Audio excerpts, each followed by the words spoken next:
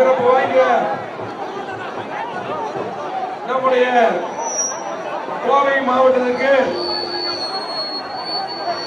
எண்ணற்ற திட்டங்கள் கொடுத்த திட்டங்கள் எல்லாம் வாரி வாரி கொடுத்த அற்புதமான முதலமைச்சராக இருந்த இன்றைக்கு எதிர்க்கட்சி தலைவராக இருந்தும் பல்வேறு போராட்டங்கள் மூலமாக மக்களுக்காக பாடுபட்டு கொண்டு 2026 முதலமைச்சராக பொறுப்பேற்கக்கூடிய ஒப்பற்ற தலைவர், கோவை மாவட்டத்தில் 50 ஆண்டுகள் இல்லாத வளர்ச்சியை 5 ஆண்டுகள் கொடுத்த ஒப்பற்ற தலைவர், நம்முடைய அத்திக்கடோனா திட்டம், ஏர்போர்ட் விரிவாக்கம், அதே போல அவனாசிரோட மேம்பாடு உட்பட நினைத்து பார்க்க முடியாத திட்டங்கள் கொடுத்த ஒப்பற்ற தலைவர். இப்பொழுது நம்முடைய வெற்றி வேட்பாளர்கள் அம்மன் அர்ஜுன் அவர்களையும் KR ஜெயராம் அவர்களையும் அன்பு சகோதரி வானதி சீனிவாசன் அவர்களையும் இப்பொழுது ஆதரித்து இங்கே பிரச்சாரம் செய்கிறார். கண்டிப்பா மே 4க்கு மேல முதலமைச்சராகி திமுக 5 ஆண்டுகள் செய்யாத திட்டங்களை மீண்டும் தரக்கூடிய ஒப்பற்ற முதலமைச்சராக வரக்கூடிய அருமையண்ணன் எடப்பாடியார் அவர்கள் இப்பொழுது பேசுவார்கள்.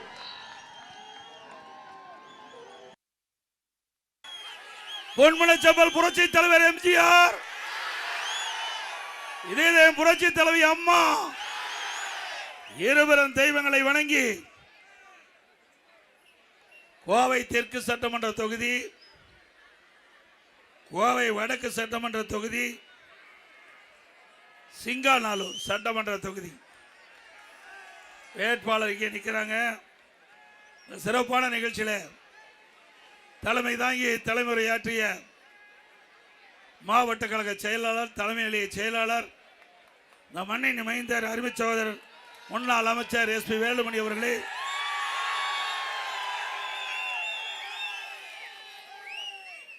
இங்கே ஏற்கனவே பல திட்டங்களை கொண்டு வந்து உங்கள் மனதிலே குடிகொண்டவர், கூப்பிட்ட குரலுக்கு ஓடோடி வந்து உங்களுக்கு உதவி செய்யக்கூடிய நற்பண்பு கொண்ட அருமை சகோதரர், கோவை தெற்கு சட்டமன்ற தொகுதியில் அதிமுக சார்பாக திரு அம்மன் அர்ஜுன் அவர்கள் MLA எடுத்துக்கிட்டார்.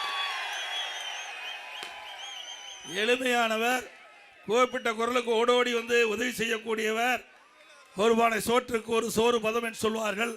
அவர் சட்டமன்ற உறுப்பினர் இருந்த பொழுது எப்படி மக்களிடத்திலே அணுகினார், எப்படி அவரை தேர்ந்தெடுக்கப்பட்ட மக்களுக்கு உதவி செய்தார், எப்படி நற்குணம் கொண்டவர் என்பதை நீங்கள் முழுமையாக இந்த மண்ணிலே இருந்து அறிந்த வெற்றி வேட்பாளர் அறிவிச்சார் அர்ஜுனன் அவர்கள்.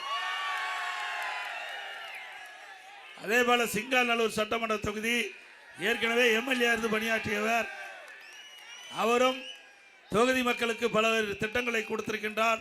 உங்களுக்காக சட்டமன்றத்தில் குரல் கொடுத்தவர், மீண்டும் உங்களுடைய குரல் சட்டமன்றத்தில் ஒலிக்க அவருக்கு ஒரு நல்ல வாய்ப்பை வழங்க உங்களுடைய பகுதி மீண்டும் பல்வேறு வளர்ச்சி திட்டங்களை பெற அருமை சகோதரர் சிங்காநல்லூர் சட்டமன்ற தொகுதியில் நிற்கின்ற அருமை திரு KR ஜெயராமன் அவர்கள் எடுக்கப்பட்டிருக்கிறார்.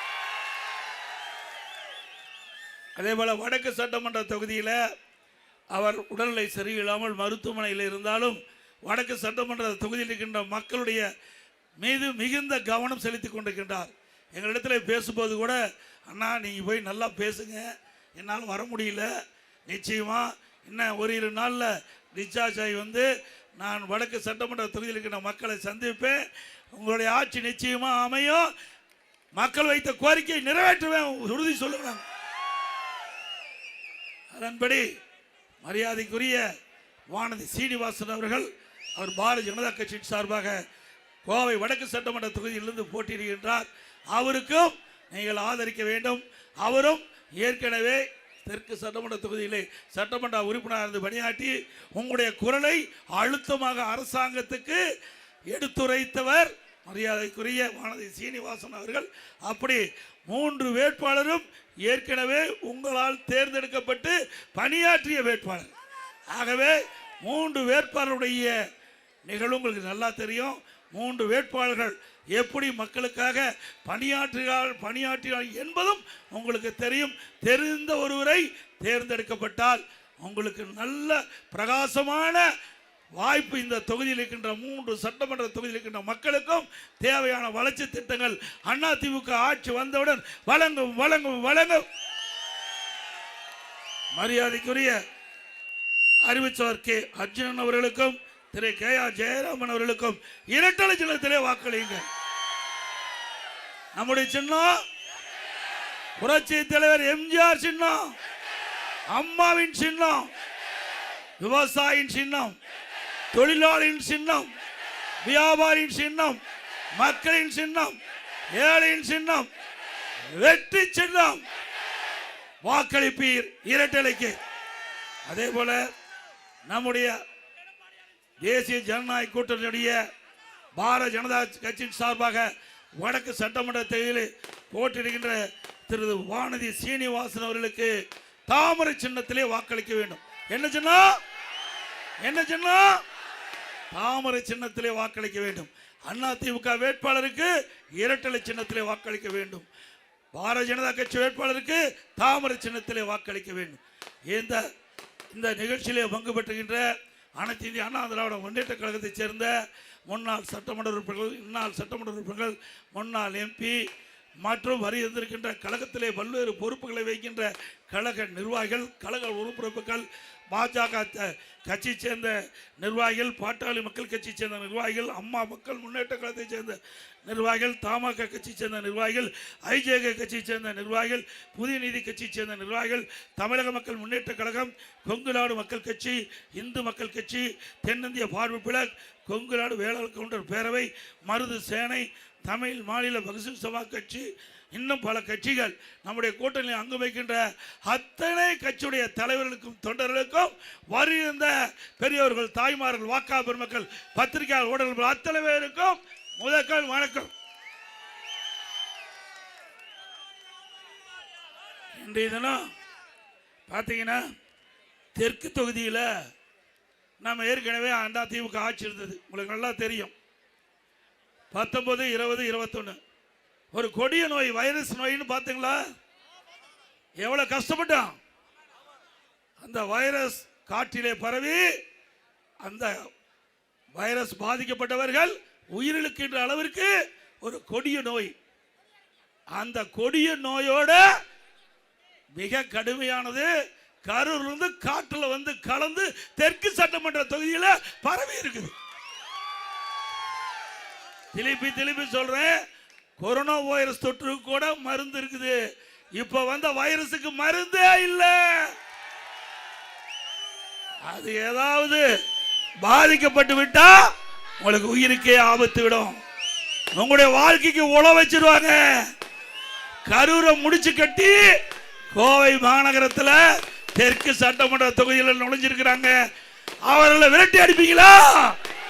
சத்தமா சொல்லுங்க, விரட்டி அடிப்பீங்களா? சிந்திச்சு பாருங்க. ஒருவருக்கு ஆண்டவன் மூளை எதுக்கு கொடுத்திருப்பாங்க? நல்ல வளர்ச்சி திட்டத்தை கொடுத்திருப்பாங்க. நல்லதை செய்ய வேணும் ஆண்டவன் மூளை கொடுத்திருப்பார். ஆனா ஒரு மனிதனுக்கு மூளை கொடுத்தது சிந்திக்கிறது பூரா தீய சக்தி தான். சிந்திக்கிறது பூரா தீய எண்ணம், தீய எண்ணம். அல்லாஹ் அப்படிப்பட்டவர் இந்த தொகுதியில் நிற்கிறாரு. அவரை தோல்வியடை செய்வீங்களா? நல்லா சத்தமா சொல்லுங்க, சத்தம் இல்லையே. அது மட்டும் இல்ல, இன்றைக்கு ஸ்டாலின் பேசினாரு, அவரை பத்தி புகழ்ந்து பேசுறாரு. யாரை பத்தின்னு தெரியும், நான் பேரை சொல்ல விரும்பல. பேரு சொன்ன அது தகுதி இல்லாத எல்லாம் பேரை சொல்றது தவறு என்று நினைக்கிறேன். அவர் யாரு? 10 ரூபாய்க்கு மதிப்பு கொடுத்தவர், 10 ரூபாய்க்கு அடையாளத்தை காட்டினவர், மதிப்பு கொடுத்தவர். அவர் சொல்றார், திரு ஸ்டாலின் அவர்கள் மேற்கு மண்டலத்தின் சிம்ம சொப்பனமாக இருந்தவர். அவர் பேர் கோடு போட்டா, கோடு போட சொன்னா ரோடே போடுவார். அதெல்லாம் நல்லா ரோடெல்லாம் போட மாட்டாரு, ரோடு போட்ட மாதிரி பணத்தை எடுப்பாரு. ரோடு போட மாட்டாரு, ரோடு போட மாதிரி.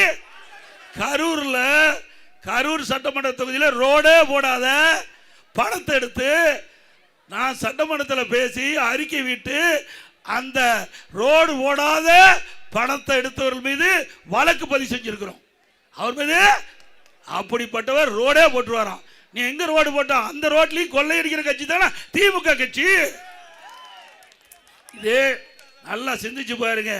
இப்ப பேசின வாய் தான் அன்னைக்கு பேச்சு. கரூர்ல என்னென்னலாம் பேசுன திரு செந்தில் பாலாஜி, என்னென்னலாம் பேசுனீங்க. அருமை சகோதரர் என்கிட்ட சரியா சொல்ல விட்டுட்டாரு. திரு வேலுமணி அவர் இருந்தால் ஒரு எல்இடி போட்டு காட்டியிருப்பேன். என்னென்னலாம் செஞ்சான்னு படம் பிடிச்சு காட்டியிருப்பேன். இதே ஸ்டாலின், இதே வாயி, இதே தோரடியில கரூர்ல பேசுறாரு. யாரு பேசுறாரு?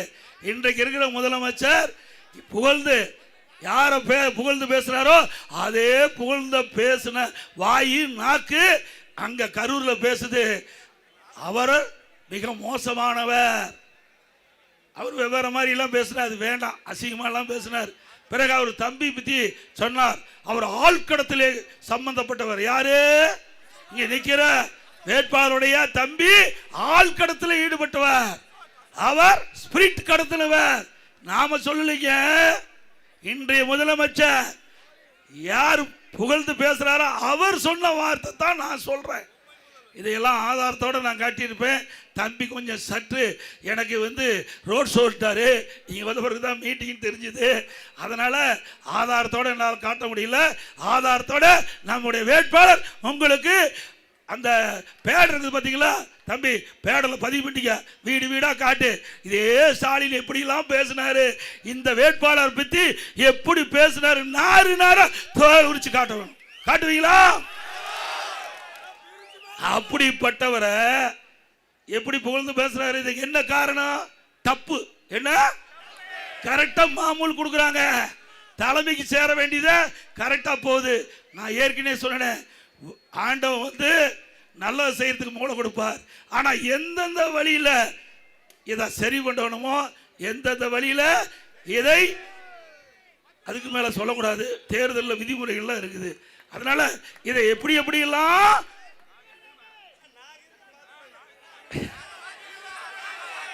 அதை செஞ்சு போய் சேர வேண்டிய இடத்துல மொத்தமா கொடுத்துட்டு ஒரு பகுதியை எடுத்துக்கிட்டு வந்துதான் இங்க உள்ள இறங்கி இருக்காரு. நாங்க அண்ணா திமுக பொறுத்த வரைக்கும் உங்களை நம்பி இருக்கிறோம். அண்ணா திமுக மக்களை நம்பி இருக்குது. இங்க நிக்கிற வேட்பாளர் இதை நம்பி இருக்கார். எதை சொல்லுங்க நல்லா, நீங்க நல்லா புரிஞ்சுக்கீங்க. ₹1 செலவு பண்ணனா முதல் போட்டு முதல் எடுக்கிற ஒரு வியாபாரி, அரசியல் வியாபாரி உஷாராயிருந்துக்குங்க. என்ன உங்களுக்கு பார்த்தா இப்ப பெருசா தெரியும், கவர்ச்சிகரமா தெரியும். ஆனா பின் விளைவு என்ன என்பதை இப்பொழுதே சிந்தித்துக் கொள்ளுங்கள். கரூர்ல ஏன் உண்மையான இருந்தா கரூர் நிற்க வேண்டியதானே? இப்ப நான் எடப்பாடியில் நிற்கிறேன், சக தொண்டாமுத்தூர் நிற்கிறார். நம்ம இப்ப அவர் தொகுதி நிற்கிறாங்க. நீ ஏன் தொகுதி மாறி நிற்கிற? ஆக உன்ன மக்கள் நிராகரிச்சுட்டாங்க. அதனால அங்க வேலை இல்லை. நான் எடப்பாடியில் 11வது முறை நிற்கிறேன். 11வது முறை நிற்கிறேன். என்ன என்னுடைய மக்களுக்கு இன்னும் நான் போய் ஓட்டு கூட கேட்கல. நான் இன்னும் தொகுதிக்குள்ளேயே போகல. அப்படி தொகுதிக்குள்ளேயே போகாம கூட என்னுடைய மக்கள் என்னை நேசிக்கிறாங்க. குடும்பத்தில் ஒருவராக என்னை பார்க்கின்றார். மக்களோடு மக்களாக வாழ்ந்து கொண்டிருக்கின்றேன். அவருடைய எண்ணத்தை நான் செயல்படுத்தினேன். ஆனால் இங்க நிக்கிற வேட்பாளர் அப்படிப்பட்டவரா? அங்க சுரண்டி முடிச்சாச்சு, சட்டியை சுரண்டி கமுத்தி வச்சுட்டாரு. இங்க கோவை மாநகரம் செல்வம் கொளிக்கிற பகுதி, கோவை செல்வம் கொளிக்கிற பகுதி மாநகரம். இந்த பகுதியில் சொன்னாங்க ஏதோ முத்திரை வைக்கிறாங்க, எது தங்கத்துக்கு முத்திரை வைக்கிறாங்க. அவர் முத்திரை வச்சுட்டு போயிடுவார். நல்லா உஷாரா இருந்துங்க. அவர் முத்திரை வைக்கத்தான் வராரு. அந்த தொழிலையும் அவர் ஆரம்பிச்சிருவார். அந்த தொழிலையும் ஆரம்பிச்சிருவாரு. அந்த தொழில் அம்போடு போக வேண்டியதான். உஷாரா இருந்தா பொழைச்சக்கொள்ளலாம். ஒரு படத்தில் சொன்னாங்க, விழித்துக் கொண்டவர்களெல்லாம் பிழைத்துக் கொள்ளாரு. இந்த தெற்கு தொகுதி சட்டமன்ற தொகுதியில் விழித்துக் கொண்டால் நீங்கள் பிழைத்துக் கொள்வீர்கள். அவ்வளவுதான். அப்புறம் சட்டமன்றத்தில் இங்கதானே இல்ல, சட்டமன்றத்தில் என்னென்னலாம் பேசுறாரு தெரியுமா? இதே செந்தில் பாலாஜி திரு கருணாநிதி பத்தி என்னென்னலாம் பேசினாரு, கடுமையா பேசினாரு. சட்டமன்றத்தில் பதிவு நீக்க முடியாது. அதே திரு ஸ்டாலின் பேசினாரு. அவர் டிரான்ஸ்போர்ட் மினிஸ்டரா இருக்கும்போது, இங்க நிக்கிற வேட்பாளர் டிரான்ஸ்போர்ட் மினிஸ்டர் அதிமுக இருக்கும்போது, இந்த டிக்கெட் அடிக்கிற மிஷின் இருக்கு பாத்தியா, அதுல ஊழல் பண்ணான்னு பேசினாரு. இப்படி எல்லாம் பேசிவிட்டு புனித நீராடி தூய்மையானவரா நிக்கிற மாதிரி அடையாளத்தை காட்டுறார். நல்லா பாத்துங்க, 5 கட்சி அமாவாசை. அவர் போகாத கட்சியே கிடையாது. 5 கட்சிக்கு போனதுல மட்டும் ஒரே 5 ஆண்டுல 2 சின்னத்துல நிறுத்தின பெருமை இங்க இருக்கிற வேட்பாளர்கள். முதல் அதிமுக நின்று ஜெயிச்சாரு, பிறகு அதிமுக இருந்து வெளியே நீக்கிட்டோம், போய் திமுக நின்று ஜெயிக்கிறார். அங்க பூரா வாரி விட்டார். இதே மாதிரி அதை செய்வோம் இதை செய்வேன், என்னுடைய கரூர் சட்டமன்ற தொகுதியில் தேனாரும் பாலாரும் ஓடும் எல்லாம் மக்கள் நம்பினாங்க, ஓட்ட குத்துனாங்க. நாமும் போட்டு இங்க வந்துட்டார். யாரு? தெற்கு சட்டமன்ற தொகுதிக்கு வந்துட்டார். தயவு செய்து அருள் கூர்ந்து நீ சிந்திக்க வேண்டும். ஒரு அரக்கன் மன்னிக்க முடியுமா? அரக்கன் எப்படிப்பட்ட உங்களுக்கு தெரியும்? அரக்கனை விட கொடியமானவர், கொடியமானவர். அப்படிப்பட்ட மனிதாபிமானம் இல்லாத, மனித இரக்கம் இல்லாத ஒருவர் இந்த தொகுதியில் போட்டியிடார்.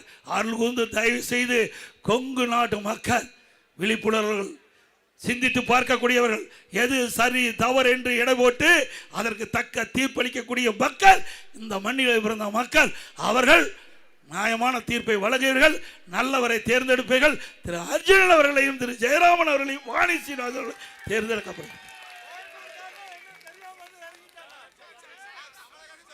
இன்றைக்கு கொடுக்குறாங்களே, எவ்வளவு என்னென்னமோ கொடுக்குறேங்கிறாங்க. தேர்தல் விதிமுறை இப்படியே பேச முடியாது. இன்றைக்கு என்ன திராவிட முன்னேற்ற கழகம் ஆட்சி வந்த பிறகு என்னென்ன செஞ்சிருக்கிறாங்க சிந்திச்சு பாருங்க. இன்னைக்கு வரி, குடிநீர் வரி உயர்த்தியாச்சு, குப்பைக்கு வரி போட்டாங்க. போதாத காலத்துக்கு குப்பைக்கு வரி போட்ட ஒரே அரசாங்கம் இந்தியாவில் தமிழ்நாடு அரசாங்கம். வீட்டு வரி 100%, கடைக்கு 150%, ஆண்டுக்கு 6% உயர்வு. கரண்ட் பில்லு, கரண்ட் தொட்டா தான் ஷாக் அடிக்குது, கரண்ட் பில்லு கேட்டாவே ஷாக் அடிக்குது. அப்படி 67% கரண்ட் பில் உயர்வு. எவ்வளவு விலை உயர்வு! இதை கட்டுப்படுத்துறதுக்குள்ள இந்த அரசாங்கத்தில் எந்த வித முயற்சி எடுக்கல. விலைவாசி அரிசி 1 கிலோ 30 ரூபா ஏறியாச்சு, எண்ணெய் 1 லிட்டர் 60 ரூபா ஏறியாச்சு, பருப்பு 1 கிலோ 60 ரூபா ஏறியாச்சு. எல்லா உணவுப் பொருள் விலை வெண்ணெய் முட்டுக்கிட்ட அளவுக்கு உயர்ந்து போச்சு. இதை தடுப்பதற்கு வக்கில்லாத, கையிலாகாத, திறமையற்ற முதலமைச்சர் தமிழகத்தை ஆண்டு கொண்டே கண்டார். இன்னைக்கு கோவை மாநகரத்திலே தொழிலாளர்கள் நிறைந்த மாநிலம். இரவென்றும் பகலென்றும் பாராமல் தொழில் செய்கின்ற மக்கள் இன்றைக்கு வாழ முடியாத ஒரு சூழ்நிலை. அப்படிப்பட்ட காலகட்டத்தில் தேர்தலை நீங்கள் சந்திக்கிறீங்க. ஒவ்வொரு வாக்கும் முக்கியம். நீங்கள் போடுகின்ற வாக்கு தமிழகத்திலே ஒரு நல்ல ஆட்சி மலர்கின்றதற்கு போடுகின்ற வாக்காக நீங்கள் எண்ணி போட வேண்டும். மீண்டும் தீய சக்தி திமுக, ஏற்கனவே பொன்மனச்சம்பல் புரட்சி தலைவர் எம்ஜிஆர் சொன்னார், தீய சக்தி திமுகவை வேரோடு தமிழகத்திலே அழிக்க வேண்டும் என்று. அழிப்பீங்களா? அது மட்டும் இல்ல, இன்றைக்கு ஸ்டாலின் என்ன, நாம கேட்கிற கேள்விக்கு பதில் சொல்ல முடியல. ஆனா தமிழ்நாட்டுக்கும் டெல்லிக்கும் பிரச்சனையா? தமிழ்நாட்டுக்கும் என்னடா பிரச்சனை வந்து சொல்லு, என்ன பிரச்சனை வந்திருக்கு சொல்லு. டெல்லி இப்ப எங்க தேர்தல் நடக்குது? தமிழ்நாட்டில் நடக்குது. என்ன தேர்தல்? அப்ப சட்டமன்ற தேர்தல் பத்தி தானே பேசணும். டெல்லி எதுக்கு இழுக்கிற? இல்ல, அதிமுக பத்தி பேசுறதுக்கு ஒண்ணும் இல்ல. அதிமுக பத்தி எந்த வித தவறான செய்தி சொல்லுவதற்கு அவர்கிட்ட ஆதாரம் இல்லை. அதனால தமிழ்நாட்டுக்கும் டெல்லிக்கும், தமிழ்நாட்டுக்கும் டெல்லிக்கும் அப்பனும் மகனும் மாத்தி மாத்தி பேசுறான். நான் தெளிவா சொல்றேன், அதிமுக ஆட்சி 10 ஆண்டு காலம் 11 இருந்து 2029 என்ன தவறு சொல்லு, நான் பதில் சொல்ல தயார். உங்க ஆட்சியில் ஊழல் நிறைந்து மலிந்து கிடக்குது, ஊழல் நிறைந்து மலிந்து வழிந்து கிடக்குது. அதுக்கு பதில் சொல்ல வக்கில்ல. எங்களை பத்தி பேசுற, நாங்க தெளிவா சொல்லிட்டோம். அதிமுக கூட்டணி அமைச்சு உடனே சொல்லியாச்சு. அன்றைய தினம் மாண்புமிகு உள்துறை அமைச்சர் திரு அமித்ஷா அவர்கள் நானும் அவரும் சந்தித்து அங்க ஐடிசி ஹோட்டல்ல முதல்ல பேட்டி கொடுக்கிறோம். கூட்டணி அமைச்ச உடனே அதிமுக பாரதிய ஜனதா தேசிய ஜனநாயக கூட்டணி அமைக்கப்பட்டு விட்டது. அப்போ மரியாதைக்குரிய உள்துறை அமைச்சர் அவர்கள் பத்திரிகையில் இந்தியாவில் அத்தனை பத்திரிகையாளர் வந்தாங்க, ஊடக நபர்கள் வந்தாங்க, பேட்டி கொடுத்தார். அப்போ அதிமுக பாரதிய ஜனதா தேசிய ஜனநாயக கூட்டணி அமைக்கப்பட்டு விட்டது. இந்த கூட்டணிக்கு அதிமுக தலைமை தாங்க. எங்க கூட்டணி வெற்றி பெற்று வந்தா அதிமுக ஆட்சி அமைக்கும். இந்த கூட்டணிக்கு இபிஎஸ் முதலமைச்சருடைய வேட்பாளர், எங்க கூட்டணி முதலமைச்சர் வேட்பாளர் இபிஎஸ். அன்றைக்கே சொல்லி ஆகிவிட்டது. அப்புறம் எதுக்கு டெல்லிக்கு தமிழ்நாட்டுக்கு, டெல்லிக்கு தமிழ் இது இருந்தா உண்டு, இது எல்லாம் என்ன பேசுறது சொல்லுங்க பார்க்கலாம். இப்போ ஒரு கூட்டணி அமைச்சாச்சு, கூட்டணியுடைய பிரதான கட்சி நாம எல்லாம் ஒன்னா சேர்ந்து பேசி முடிவு பண்ணி தேர்தல் தெளிவா பேசியாச்சு. யார் கூட்டணி அமைக்கிறது, யார் கூட்டணிக்கு தலைமை, யாருடைய ஆட்சி அமைக்கணும், யார் கூட்டணியுடைய முதலமைச்சர் வேட்பாளர், எல்லாம் தெளிவா சொல்லியாச்சு. அரைச்சமாவே அரைச்சிட்டு இருக்காரு, வேற ஒன்றும் தெரியாது. இருந்தா தானே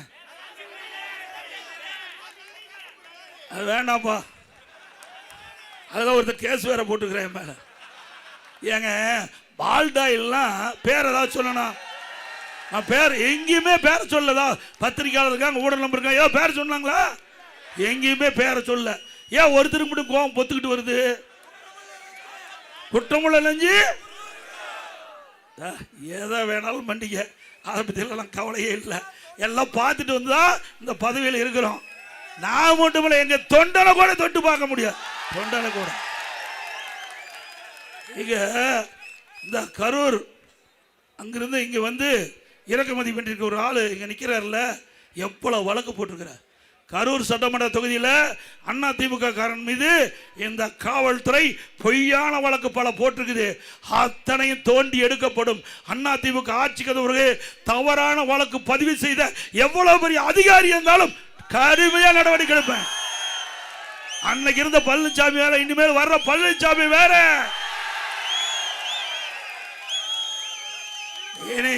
ஆட்சிக்கு வந்த பிறகு பாரு எப்படி நடக்கணும் தமிழ்நாடு. ஸ்டாலின் அவர்களே, இங்க இருக்கிற வேட்பாளர் திரு செந்தில் பாலாஜி நல்லா புரிஞ்சுக்க. கரூர்ல எங்க ஆளு மீது பொய் வழக்கு போட்டுட்டு இருக்கிற இதே அதிகாரிகள் எப்படி எல்லாம் செயல்படுவான்னு பாருங்க. ஆட்சி மாறும்போது காட்சி மாறும். சக்கரம் சுத்திட்டே இருக்கான், கீழே இருக்க சக்கரம் மேலே வரும். அரசு அதிகாரிகள் நடுநிலையோடு நடந்துக்குங்க. இங்க கோவை மாநகரும் சரி, கோவை மாவட்டத்திலும் சரி, சரியான முறையிலே நடுநிலையோடு நடக்காது இருந்தா அவர்களுக்கு சட்ட ரீதியாக நடவடிக்கை எடுப்பேன், துணிச்சலா எடுப்பேன். சொன்னதை செய்வோம். பழனிசாமி சொன்னதை செய்வேன். ஒரு காலகட்டத்தில் முதலாக என்னை முதலமைச்சர் தேர்ந்தெடுத்தீங்க. நான் வந்து கடுமையான சோதனையான நேரத்தில் பதவி ஏற்றேன். பதவி ஏற்கின்ற போது கடுமையான வறட்சி, குடிப்பதில் கூட தண்ணி கிடையாது, சரி செஞ்சேன். பிறகு பெரிய வெள்ளம், புயல், டெல்டா மாவட்டம், சரி செஞ்சோம். பிறகு கொரோனா, ஒரு சோதனையான நேரமாக இருக்கிறதுனால மக்களை பாதுகாக்க வேண்டிய பணியை நான் ஈடுபட்டேன். அதை இலக்காரமாக வச்சுக்கிட்டு நீங்கள் ஏதேதோ தவறு செய்கிறீங்க. இந்த அரசாங்கத்தில் அதிகாரிகள் தயவு செய்து அருள் கூர்ந்து சட்டத்தின் மீறி நீங்கள் நடவடிக்கை எடுக்க வேண்டும். நீங்கள் அரசாங்கத்துக்கு விசுவாசமா இருக்குன்னு நினைச்சுக்கிட்டு தவறான செயல் ஈடுபட்டால் உங்களை யாராலையும் காப்பாற்ற முடியாது. நிச்சயமா சொல்றேன், உறுதிபட சொல்றேன். இந்த தெற்கு சட்டமன்ற தொகுதியில் சொல்றேன், யாராலையும் காப்பாற்ற முடியாது. தவறு செய்தவர்கள் எவரால் விட்டு வைக்க மாட்டேன், எவ்வளவு பெரிய பதவி இருந்தாலும் விட்டு வைக்க மாட்டேன். அதனால என்ன நடந்தாலும் பரவாயில்ல, அதை பத்தி எனக்கு கவலை இல்லை. தவறு செய்யக்கூடாது, நியாயமான முறையில் நடங்கள், நடுநிலையோடு நடங்கள். மக்களுக்கு நீங்க பிரதிநிதியா இருக்க வேண்டும். மக்களுடைய வரிப்பணத்தில் நீங்க சம்பளம் வாங்குறீங்க. திமுக கட்சியிலிருந்து சம்பளம் வாங்கல, மக்களுடைய பங்கு, மக்களுடைய வரிப்பணத்திலிருந்து சம்பளத்தை வாங்கி கொண்டிருக்கின்றீர்கள். அந்த சம்பளத்தை வாங்குகின்ற அதிகாரிகள் சரியான முறையில் மக்களுக்கு உதவி செய்ய வேண்டும், நடுநிலையோடு நடக்க வேண்டும். இது ஒரு இந்திய நாடு, மிகப்பெரிய ஜனநாயக நாடு. இந்த ஜனநாயக நாட்டில் ஜனநாயக முறைப்படி நடந்துக்குங்க. ஒரு கட்சிக்கு ஆதரவாக செயல்பட்டீங்களா உங்களுடைய எதிர்காலம் கேள்விக்குறியாகிவிடும். அதைத்தான் எச்சரிக்கையா சொல்லிட்டு போறேன். இதுவரைக்கும் நான் எந்த இடத்துலையும் இப்படி பேசல, இந்த இடத்துல தான் நான் பேசியிருக்கிறேன். இங்க இருக்கிற வேட்பாளர் வந்திருக்கிறார். தெற்கு சட்டமன்ற தொகுதியில் திமுக சார்பால் போட்டிடுறார்ல, வீராதி வீரன் சூராதி சூரன் பேசுறாருல. ஆட்சி மாறினா ஆளே காணாம எங்க ஓடி ஒளிச்சுக்கு வர தெரியாது. ஆட்சி மாறினா அவ்வளவு வழக்கு இருக்குது, அவ்வளவு வழக்குகள் நீதிமன்றத்திலே நடந்துட்டு இருக்குது. அவ்வளவு வழக்கு நடைபெற்றுக் கொண்டிருக்கிற பொழுது அவருடைய பேச்சு இந்த அதிகாரி கேட்டா அவரை காப்பாத்துறதுக்கே முடியாது. உங்களை எங்க போய் காப்பாத்துவாங்க? சிந்திச்சு பாருங்க. தயவு செய்து அருள் கூர்ந்து சிந்திக்க வேண்டும். அதே போல மக்களும் சிந்திக்க வேண்டும். நீங்க சாதாரணமா நினைச்சிடாதீங்க. நீங்க எவ்வளவு ஆசை காட்டுவாங்க, கவர்ச்சிகரமா பேசுவாங்க. தேர்தல் விதிமுறைப்படி நான் எதுவும் பேசக்கூடாது. நீங்க உங்களுக்கெல்லாம் என்னென்ன செய்வான்னு எனக்கு தெரியும். அதை நம்பி ஏமாந்துடாதீங்க, தயவு செய்து ஏமாந்துடாதீங்க. இருக்கிற கூப்பி வேண்டி கேட்டுக்கிறேன். அற்புதமான வேட்பாளர் தெற்கு தொகுதி என்னுடைய அருமை நண்பர் அர்ஜுனன் அவர்கள் உங்களுக்காக பாடுபடக்கூடியவர். நான் முதலமைச்சர் இருந்த காலத்தில் மக்களுடைய பிரச்சனைக்கு தான் கொண்டாந்து கடிதம் கொடுத்திருக்கார். அவருடைய சொந்த பிரச்சனைக்கு ஒரு கடிதம் கூட கொடுக்கல. இதை விட நல்ல வேட்பாளர் எங்க தேடி கண்டுபிடிச்சு. ஆக ஒவ்வொரு ஓட்டும் இந்த தெற்கு சட்டமன்ற தொகுதிக்கின்ற ஒவ்வொரு வாக்காளரும் அருமை சகோதரர் திரு அர்ஜுனன் அவர்களுக்கு வாக்களிக்க வேண்டும். அருவ ஜெயராமன் சிங்காநல்லூர் சட்டமன்ற தொகுதியில் போட்டியிடார், அவருக்கு வாக்களிக்க வேண்டும். வடக்கு கோவை வடக்கு சட்டமன்ற தொகுதி சகோதரி திரும வானதி சீனிவாசன் அப்படியே இடி மாதிரி, இடி எப்படி இடிக்குமோ அது மாதிரி சட்டமன்றத்தில் அற்புதமான கருத்தை மக்களுடைய பிரச்சனை எடுத்து வைக்கும். அவருக்கு வாக்களிக்க வேண்டும் என்று அன்போடு இந்த நேரத்தில் கேட்டுக்கிறேன். அது மட்டும் இல்லை, இங்கெல்லாம் அவருக்கு எப்பவுமே இங்கே வந்து இங்கே நிற்கிற திமுக விற்கிற வேட்பாளர் டெண்டு கொட்டாய் போடுவார்.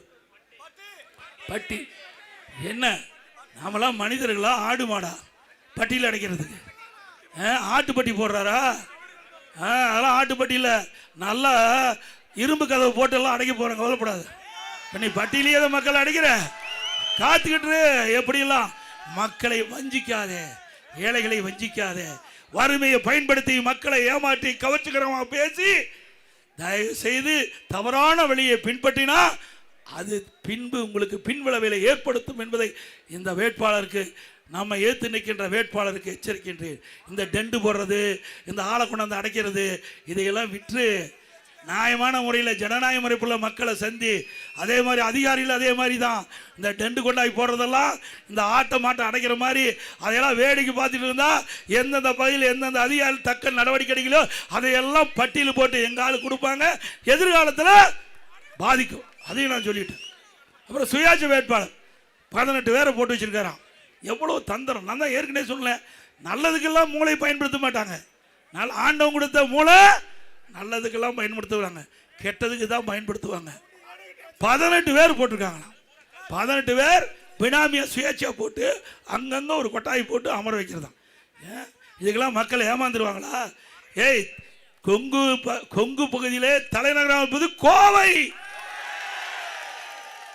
இன்றைக்கு இந்த பகுதியுடைய வளர்ச்சி இன்றைக்கு கொங்கு மண்டலம் பூரா பரவி இருக்குது. இங்க இருக்கிற தொழில் கொங்கு மண்டலம் பூரா பரவி இருக்குது. இன்றைக்கு சிறு தொழில் இங்கதான் அதிகம். அதிமுக ஆட்சிக்கு வந்தா ஜிஎஸ்டில பிரச்சனைனாங்க. அதை இந்த சிறு தொழில் மக்களுக்கு அதிமுக ஆட்சி உங்களுக்கு துணை இருக்கும். அதில் இருக்கிற இடர்பாடுகள் களையப்படும். சிறு நடுத்தர குறு தொழில் பாதிப்புள்ளான அதை சரி செய்யப்படும். கொரோனா காலத்தில் கடனுதவி வழங்கணும், வட்டி குறைச்சோம். இந்த சிறு குறு நடுத்தர தொழில் தான் அதிகமான வேலை வாய்ப்பு கொடுக்குது. இந்தியாவிலேயே இன்றைக்கு தமிழ்நாட்டில் தான் சிறு குறு நடுத்தர தொழில் அதிகமாக இருக்குது, அதிகமாக தொழிலாளர்கள் பணிபுரிகிறாங்க. அப்படி கோவை மாநகரம், திருப்பூர் மாநகரம், இந்த சுற்று வட்டார பகுதியில் குறு சிறு நடுத்தர தொழில்கள் நிறைந்த பகுதி. இதில் ஏற்படுகின்ற பிரச்சனைகள் முழுமையாக களையப்படும். உங்களுக்கு என்னென்ன பிரச்சனை இருக்குதோ அதெல்லாம் சரி செய்யப்படும்.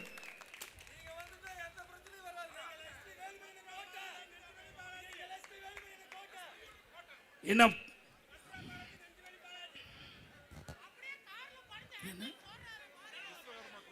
அதே போல விஸ்வகர்மா கோரிக்கை கொடுத்திருக்கிறீங்க, அதுவும் நிறைவேற்றி தரப்படும். விஸ்வகர்மா கோரிக்கை கொடுத்திருக்கீங்க, நிறைவேற்றப்படும். இன்னும் பல சமூகம், பல அமைப்புகள் என்னிடத்துல கோரிக்கை கொடுத்திருக்கிறீங்க. அந்த அமைப்புகள் எல்லாம் உங்களை எல்லாம் அதிமுக ஆட்சி அமைந்தவுடனே அழைக்கப்படும், உங்கள்கிட்ட பேச்சுவார்த்தை நடக்கப்படும். உங்களுக்கு என்ன தேவை என்பதை அதிமுக அரசு பூர்த்தி செய்யும், நிறைவேற்றி தரும்.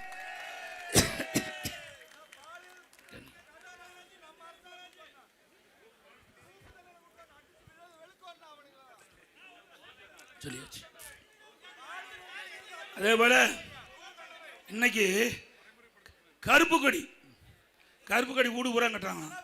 நான் வந்தேன் கோவையில், எங்கேயுமே கருப்பு கொடி இல்லை. எங்கேயும் நான் பார்த்துக்கிட்டே வந்தேன், எங்காச்சும் கருப்பு. இங்கே கோவை மக்கள் உஷாரான மக்கள், விழிப்புணர்வு மக்கள். திரு ஸ்டாலின் அவர்களே, நான் கேட்குற கேள்விக்கு பதில் சொல்ல முடியல. நடைபெறுகின்ற சட்டமன்ற தேர்தலில் தோல்வி பயம் வந்துட்டுது, தோல்வி ஜூரம் வந்துட்டுது. அதனால பாராளுமன்ற தொகுதி வரமுறை தமிழ்நாட்டுக்கு பாதிப்புன்னு திரு ஸ்டாலின் அவர்களே ஏற்கனவே உள்துறை அமைச்சர் சென்னைக்கு வந்த பொழுது, தமிழ்நாட்டுக்கு வந்தபோது, தமிழ்நாடு எந்த விதத்திலும் பாதிக்காது, பாராளுமன்ற தொகுதி வரமுறை தமிழகத்தில் எந்த விதத்திலும் பாதிக்காது தெளிவா சொல்லிட்டாங்க. இப்ப எதுக்கு கருப்புடி போராட்டம் தெரியுங்களா? நல்லா புரிஞ்சுங்க. சாதாரண ஆள் இல்லை இருக்கிற முதலமைச்சர், இவருக்கு தெரியும் எப்படி இந்த பாராளுமன்ற வரமுறை செயல்படுத்தப்படும், முன்கூட்டியே தெரியும். ஏன்னா அங்கங்க கருப்பு கொடி காட்டினா இப்போ இவர் நினைக்கிற மாதிரி அறிவிச்சுட்டா, பாத்தியா நான் போராட்டம் பண்ணேன், மத்திய அரசு பணிஞ்சு போச்சு என்ன சொல்லுவாரு? இவர் கருப்பு கொடி ஊர் பூரா கட்டின பிறகு இவர் நினைக்கிறதுக்கு மேல நல்லது செய்ய போறாங்க. யாரு? திரு ஸ்டாலின் நினைப்பதற்கு மேலாக, அவருடைய கட்சி கூட்டணி தலைவர் நினைப்பதற்கு மேலாக அற்புதமாக இந்த பாராளுமன்ற தொகுதி வரமுறை செயல்படுத்துவாங்க. அப்ப என்ன சொல்லுவார் தெரியுமா? இன்றைய முதலமைச்சர் ஸ்டாலின், நான் கருப்பு கொடி வீடு பூரம் தமிழகத்திலே கட்டிய காரணத்தினால் மத்திய அரசு பயந்து போய் நான் சொல்லுவதை ஆமோதித்து அதை நிறைவேற்றும் சொல்லுவார். பாருங்க, நாளைக்கு பத்திரிகையில் அப்படித்தான் வரும். நாளைக்கு டபுள் கே மாறுறாரு. அவரெல்லாம் தெளிவா இருக்கிறாங்க. மத்தியில் இருக்கிற ஆட்சியாளர் தெளிவா இருக்கு. நம்முடைய மாநிலம் மட்டுமில்ல, இந்தியாவில் இருக்கின்ற அனைத்து மாநிலங்களும் பாதிக்காத அளவுக்கு பாராளுமன்ற தொகுதி வரமுறை செயல்படுத்தப்படும் என்று உறுதி கொடுத்துட்டாங்க. உறுதிப்படி செயல்படுவாங்க. மக்கள் மகிழ்ச்சியோடு இருப்பாங்க. ஆனா ஒரு ஆளுக்கு மட்டும் மகிழ்ச்சி இருக்காது. யாரு? ஸ்டாலினுக்கு. அவர் கண்ட கனவு பலிக்கலையே. அவர் கண்ட கனவு, அதுக்கு தான் இந்த கருப்பு கொடி போராட்டம். இந்த கருப்பு கொடி போராட்டத்தை கட்டி, இந்த கருப்பு கொடியெல்லாம் வீடு வீடா கட்ட சொல்லி யாருமே கட்டல. அது வேற விஷயம். அவங்களுக்கு எல்லாம் மக்களுக்கு தெரியும். ஸ்டாலின் கூட மக்களுக்கு நன்கா தெரியும். அதனால ஸ்டாலின் அவர் இப்படி கோரிக்கைலாம் நான் வச்சேன், இந்த கோரிக்கை நிறைவேற்றலைன்னா தமிழ்நாடு பதறும், தமிழ்நாடு பழைய முறை சந்திக்கிறாரு. எங்க போய் சந்திக்கும்? திமுக ஆட்சி இருக்க வரைக்கும், அப்பா முதலமைச்சர் வரைக்கும் மதுரை மண்ணில் காலை வைக்கல. அண்ணா திமுக ஆட்சி மதுரைக்கே வந்தாரு. இவருடைய வீராவது வீரெல்லாம் நம்ம பார்த்துட்டோம். ஆனா ஒன்று மட்டும் தெளிவா சொல்றது, திரு ஸ்டாலின் அவர்களே, திரு ஸ்டாலின் தலைமையில் இருக்கின்ற கூட்டணி கட்சி தலைவர்களே, நீங்க சொல்வதெல்லாம் தவறாக இருக்கும். ஆனால் மத்திய அரசு ஏற்கனவே உறுதிமொழி கொடுக்கப்பட்டு விட்டது. இன்றைக்கு தமிழகம் மட்டுமல்ல, இந்தியாவில் அனைத்து மாநிலங்களும் எந்த விதத்திலும் பாதிக்காத அளவுக்கு பாராளுமன்ற தொகுதி வரமுறை சிறப்பாக செயல்படும், மக்கள் மகிழ்ச்சி தரபடி செயல்படுத்தப்படும். அப்புறம் பெண்களுக்கு 33% இடஒதுக்கீடு பண்றாங்க. அதுதான் பிரச்சனை. பெண்களுக்கு 33% ஏற்கனவே நாடாளுமன்றத்தில் ஒருமனதாக நிறைவேற்றப்பட்டு விட்டது. அதை நடைமுறைப்படுத்துறாங்க. அதை நடைமுறைப்படுத்துறது தடுக்கிறதுக்கு இத்தனை வேலை பண்றார் ஸ்டாலின். ஆக இன்றைக்கு பெண்கள் மத்தியில் நல்ல பேர் வந்துடும் மத்திய அரசாங்கத்துக்கு. அதற்காக இப்படிப்பட்ட கருப்பு கொடி வீடுதோறும் ஏற்ற வேண்டும் என்ற ஒரு தவறான செய்தி சொல்லுங்க. அது யாரும் நம்ப வேண்டாம். இன்னொரு பெரிய மனுஷன் சொல்லியிருக்கார், சிதம்பரம் எடப்பாடி பழனிசாமி சொல்லி அதிர்ச்சி அடிக்குதுன்னு. எப்ப நடந்தது தானே சொல்ல முடியும். மத்தியில் யார் ஆட்சி இருக்கிறா? பாரதிய ஜனதா தானே ஆட்சி இருக்குது. மத்தியில் இருக்கிற ஆட்சியாளர் சொல்றேன்னு சொன்னா வேற யாரு சொல்றது? சிதம்பரம் சொன்ன சொல்ல முடியும். நான் திரு சிதம்பரம் சொன்னார்னே சொல்ல முடியும். மத்தியில் இருக்கிற உள்துறை அமைச்சர் சொன்னாருன்னு சொன்னா அது எப்படி எடப்பாடி பழனிசாமி சொல்றானா? நீ 15 வருஷம், எத்தனை வருஷம் மத்தியில் மந்திரியா இருந்த, எத்தனை வருஷம் இந்த தமிழ் மண்ணில் பிறந்து உள்துறை மந்திரியா இருந்தீங்க, அப்புறம் ஃபைனான்ஸ் மினிஸ்டரா இருந்தீங்க. என்ன கொண்டாந்தீங்க தமிழ்நாட்டு? கொண்டாந்தாரா? இவர் பேசுறது தகுதி இருக்குதா? தகுதி இருக்குதா? தமிழ்நாட்டு மண்ணில் பிறந்து பல ஆண்டுகளாக தமிழ்நாட்டு மக்களுடைய ஓட்டுகளை வாங்கி மத்தியிலே ஆட்சி அதிகாரத்திலே அமர்க்கின்ற பொழுது தமிழ்நாட்டுக்கு எந்த நிதியும் கொடுக்கல, திட்டத்தையும் கொடுக்கல. நீங்க பேசுறதுக்கு என்ன யோக்கியம் இருக்குது? சிதம்பரம் அவர்களே, எங்களை பத்தி பேசுறதுக்கு உங்களுக்கு எந்த தகுதியும் இல்லை. இப்படி மக்களை பற்றி கவலைப்படல, தமிழ்நாட்டை பற்றி கவலைப்படல, இருக்கின்ற பதவியை சுகமாக அனுபவிக்கணும். ஓட்டு போட்ட மக்களை பற்றி திரு சிதம்பரமும் கவலைப்பட மாட்டார், இன்றைக்கு இருக்க முதலமைச்சரும் கவலைப்பட மாட்டார். இன்னொன்னையும் சொல்கிறேன், இன்றைக்கு திமுகவில் கூட்டணியில் 39 பேர் வெற்றி பெற்று போயிருக்காங்க. எவ்வளோ பேர்?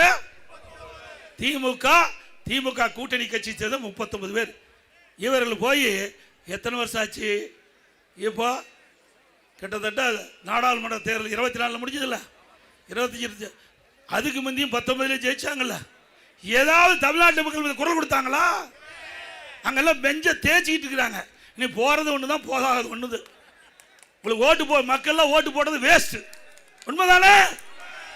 என்ன போய் தமிழ்நாட்டு மக்களுக்காக நாடாளுமன்றத்தில் குரல் கொடுத்து அழுத்தம் கொடுத்து பெற்றுக்கிறீங்க? இதே அண்ணா திமுக இருந்தது, காவிரி நதிநீர் பிரச்சனை வந்தது. அந்த காவிரி நதிநீர் பிரச்சனை வந்தபோது நாம பாரதிய ஜனதாவோட கூட்டணி அமைச்சிருந்தோம். அந்த காலகட்டத்தில் உச்சநீதிமன்றம் அளித்த தீர்ப்பை மத்திய அரசு வெளியிடுவதிலே காபதாம் செஞ்சது. உடனடியாக நாம் பல முறை கோரிக்கை வச்சோம். அப்போ மத்திய அரசு காலதாமம் செய்த காரணத்தில் தமிழ்நாடு மக்கள் விவசாயிகள் போராட தயாரானாங்க. அவர்கள் கோரிக்கை வச்சாங்க, நீங்கள் மத்திய அரசுக்கு அழுத்தம் கொடுக்கணும். உடனே மத்திய அரசுக்கு அழுத்தம் கொடுத்து 22 நாட்கள் நம்முடைய 37 நாடாளுமன்றத்தையே ஒத்தி வச்சோம். 22 நாட்கள்ங்க. இந்திய திருநாட்டுடைய சரித்திரத்தில் ஒரு கட்சி தமிழ்நாட்டு மக்களுக்காக, தமிழ்நாட்டில் உரிமைக்காக, விவசாய உரிமைக்காக 22 நாட்கள் ஓட்டு போட்ட மக்களுடைய குரலை நாடாளுமன்றத்தில் ஒழிச்சு 22 நாட்கள் நாங்கள் நாடாளுமன்றத்தை ஒத்தி வச்சோம்ல, கூட்டணியில் இருந்துக்கிட்டு. இன்றைய தினம் நீட்டுன்னு சொல்றீங்க. நீட்டு யார் கொண்டாந்தது? காங்கிரஸும் திமுக தான் கொண்டாந்தது. 2019 டிசம்பரில் மத்தியில் காங்கிரஸ் ஆச்சு. திமுக இருக்கிற காந்தி செல்வன் சுகாதார இணையமைச்சர். அப்பதான் நீட்டை கொண்டாந்தீங்க. கொண்டாந்ததும் அவர் தான், எதுக்குறதும் அவர் தான். யாரு கொண்டாந்தது, எதுக்குறதோ எப்படி பாருங்க, டபுள் கேம் ஆடுறாங்க. இதை பத்தி ஏதாவது நாடாளுமன்றத்தில் குரல் கொடுத்து ஒத்தி வச்சிருக்கீங்களா? அப்புறம் எதுக்கு நாடாளுமன்றத்தில் 39 பேர் நீங்க எதுக்கு இருக்கிறீங்க? தமிழ்நாட்டு உரிமைகளுக்காக போராட்டிங்களா? தமிழ்நாட்டுடைய திட்டங்கள் பெறுவதற்கு போராடினீங்களா? தமிழ்நாட்டுக்கு தேவையான நிதிகளை பெறுவதற்கு போராடினீங்களா? எதுவுமே இல்லை. ஆக இதையெல்லாம் ஒரு பில்டப். இன்றைக்கு இருக்க இந்த முதலமைச்சர் பில்டப் கொடுத்துட்டு வருகின்ற தேர்தலில் மக்களை ஏமாற்றி வாக்குகளை பெறுவதற்கு தந்திரமாக எடுக்கின்ற நாடகம் மக்கள் புரிந்து கொண்டார்கள் என்பதை இந்த நேரத்தில் தெரிவித்து, அதோட சட்ட ஒழுங்கு சந்தி சிரிக்குது. இங்கே கூட கோவையில் விமான நிலையத்துக்கு அருகில் ஒரு ஆண் நண்பரும் பெண்ணும் பேசிகிட்டு இருக்கும்போது மாணவிகள் இன்றைக்கு 2-3 பேர் அவர்களை கற்பழித்து பாலியல் சீண்டல் செய்து அவர் வழக்கெல்லாம் பதிவு பண்ணியிருக்குது. நேற்று தினம் மிஞ்சூரில் ஒரு பெண்ணை, கல்லூரியில் படிக்கின்ற பெண்ணை அத்துமீறி வீட்டுக்குள்ளே பூந்து கஞ்சா போதை ஆசாமிகள் அந்த பெண்ணை பாலியல் வன்கொடுமை செஞ்சு வெட்டி ஆஸ்பத்திரியில் இருக்குது. இப்படிப்பட்ட ஆட்சி தேவையா? இன்றைக்கு தமிழகத்தில் கஞ்சா போதை பொருள் விற்பனை அதிகமாக இருக்குதா இல்லையா? இன்றைக்கு நகரத்திலிருந்து கிராமம் வரை எல்லாம் கிடைக்குது. இதனால சிறுமிகள் பாதிக்கப்படுறாங்க. இந்த கஞ்சா போதை ஆசாமியால் சிறுமிகள் பாதிக்கிறாங்க, பெண்கள் பாதிக்கிறாங்க, பாட்டியம்மா கூட பாதிக்குது. இனிமேல் பாட்டியம்மா கூட தனியாக வீட்டில் விட்டுட்டு போக முடியாது.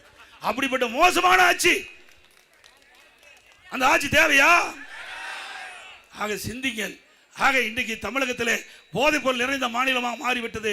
இதனால் இளைஞர்கள், மாணவர்கள் சீரழியக்கூடிய நிலை தமிழகத்தில் இருக்கிறது. நாம் பெற்றெடுத்த செல்வம் குழந்தை செல்வம், அந்த குழந்தை செல்வம் கண் எதிரே சீரழியக்கூடிய நிலை அந்த ஆட்சியில் இருக்குது. இப்படிப்பட்ட ஆட்சியை விரட்டி அடிப்பீங்களா? அண்ணா திமுக ஆட்சிக்கு வந்த உடனே 3 மாதத்தில் தமிழகத்தில் முழுமையாக அறவே கஞ்சாவை ஒழிக்கப்படும். கஞ்சா போதைப் பொருள் விற்பனை அறவாக ஒழிக்கப்படும் என்பதை இந்த நேரத்தில் தெரிவித்து, நிறைய இருக்குது. இது அண்ணா திமுக ஆட்சியில் ஒன்றுமே செய்யலை அப்படின்னு திரு ஸ்டாலின் பேசினாரு. நான் இங்கே இருக்கிற கட்டடம் நாம தான் கட்டி கொடுத்தோம். திரு ஸ்டாலின் வந்தால் வேடிக்கை பார்த்துட்டு போ பாரு, எதுவுமே செய்யலைங்கிறீங்கள.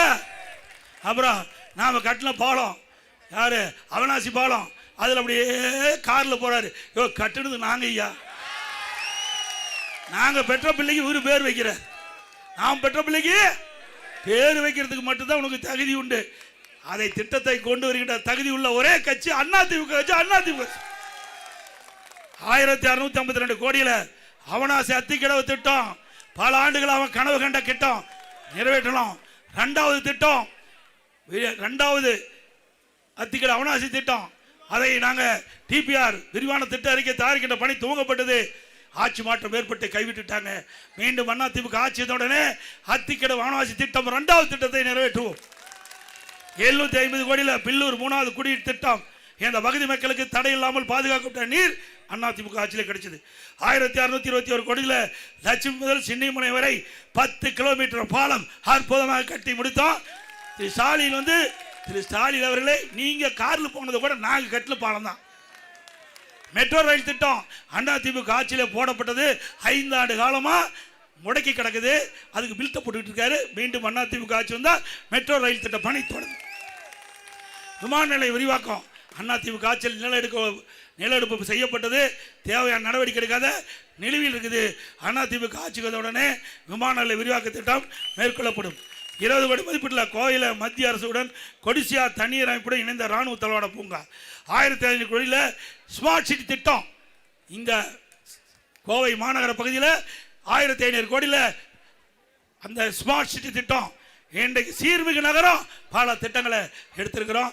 இந்த கோவை மாநகரத்தில் இந்த ஸ்மார்ட் சிட்டி திட்டத்தின் மூலமாக பல திட்டங்கள் நிறைவேற்றப்பட்டிருக்குது. அதிமுக ஆட்சியில் 320 கோடியில் மேற்கு புறவழிச்சாலை, 473 கோடியில் ஆத்துப்பாலம் குடப்பாலம், 290 கோடியில் அரசு மருத்துவக் கல்லூரி மருத்துவமனை 100 விழா கட்டிடம், 253 கோடியில் ராமநாதபுரத்தில் உயர்மட்ட மேம்பாலம், 230 கோடியில் நொய்யல் ஆற்று புனரமைப்பு, 194 கோடியில் காந்திபுரம் 2 அடுக்கு மேம்பாலம், 415 கோடி மதிப்பீட்டில் ஈச்சனாரி முதல் பொள்ளாச்சி வரை 4 கான்கிரீட் சாலை, தொண்டாமுத்தூர் பொள்ளாச்சி மேட்டுப்பாளையம் புளியங்குளம் பல்லாடு பல்லடம் அவனாசி 6 இடங்களில் புதிதாக அரசு கலை மற்றும் ஒரு அறிவியல் கல்லூரி கொடுத்து ஏழை எளிய ஒடுக்கப்பட்ட நசுக்கப்பட்ட தாழ்த்தப்பட்ட கடை கோட்டிருக்கின்ற மாணவ மாணவி கூட குறைந்த கட்டணத்தில் பட்ட படிப்பு கொடுத்தது அதிமுக.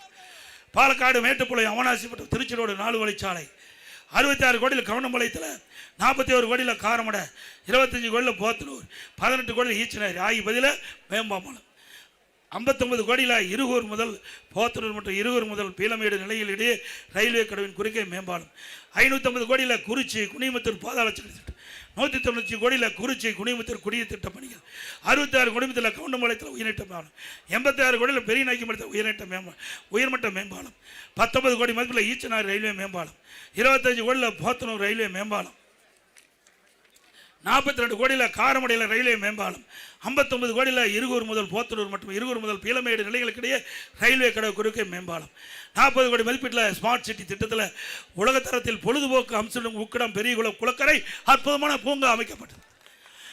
பேரூர் மதுக்கரை கிணத்துக்கடவு சூலூர் அண்ணா ஆனமலை தனி தாலுக்கா உருவாக்கப்பட்டது. கோவை வடக்கு வருவாய் கோட்டமாக உருவாக்கப்பட்டது. குறிச்சி குடிமுத்தூர் வடசித்தூர் இடுகரை செம்மேடு ஆகிய பகுதி ஆரம்ப சுகாதார நிலையங்கள் தோற்றுவிக்கப்பட்டு காரமடை தாலியூர் கல்விராம்பாளையம் நல்லப்பட்டினம் ஆகிய ஆரம்ப சுகாதார நிலையங்கள் அமைக்கப்பட்டது. குறிச்சிக்குளம் பெரியகுளம் வாழங்குளம் முத்தன்குளம் செல்வ சிந்தாமணி குளம் குமரசாமி குளம் கிருஷ்ணமதி குளம் ஆகிய குளங்கள் சீரமைக்கப்பட்டு இத்தனையும் செஞ்சுட்டு ஸ்டாலின் பேசுறாரு ஒன்றுமே செய்யலின்னு. ஏங்க முழு பூசணிக்காக சோற்றில் மறிக்கிறாரு. விடுவோமா நாங்க? தில்லு திராணி தெம்பு இருந்தா இந்த கோவை மாநகரம் கோவை மாவட்டத்தில் என்ன திட்டத்தை திமுக ஆட்சியில் செய்த என்று சொல்ல வேணும். இதே ஸ்டாலின் அவர்களே பல முறை நாங்கள் வந்து சவால் விட்டுனேன்.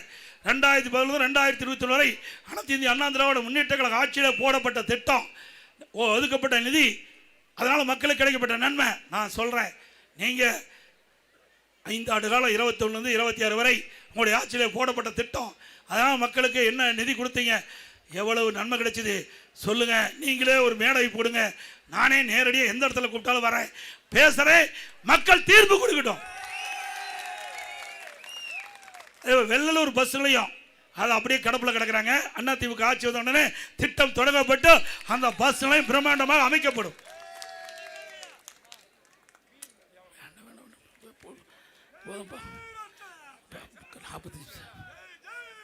அதே போல அரசு ஊழியர்கள் எங்க படிக்காதையும் ஏமாத்திட்டான், படிச்சவர்களையும் ஏமாத்திட்டார்.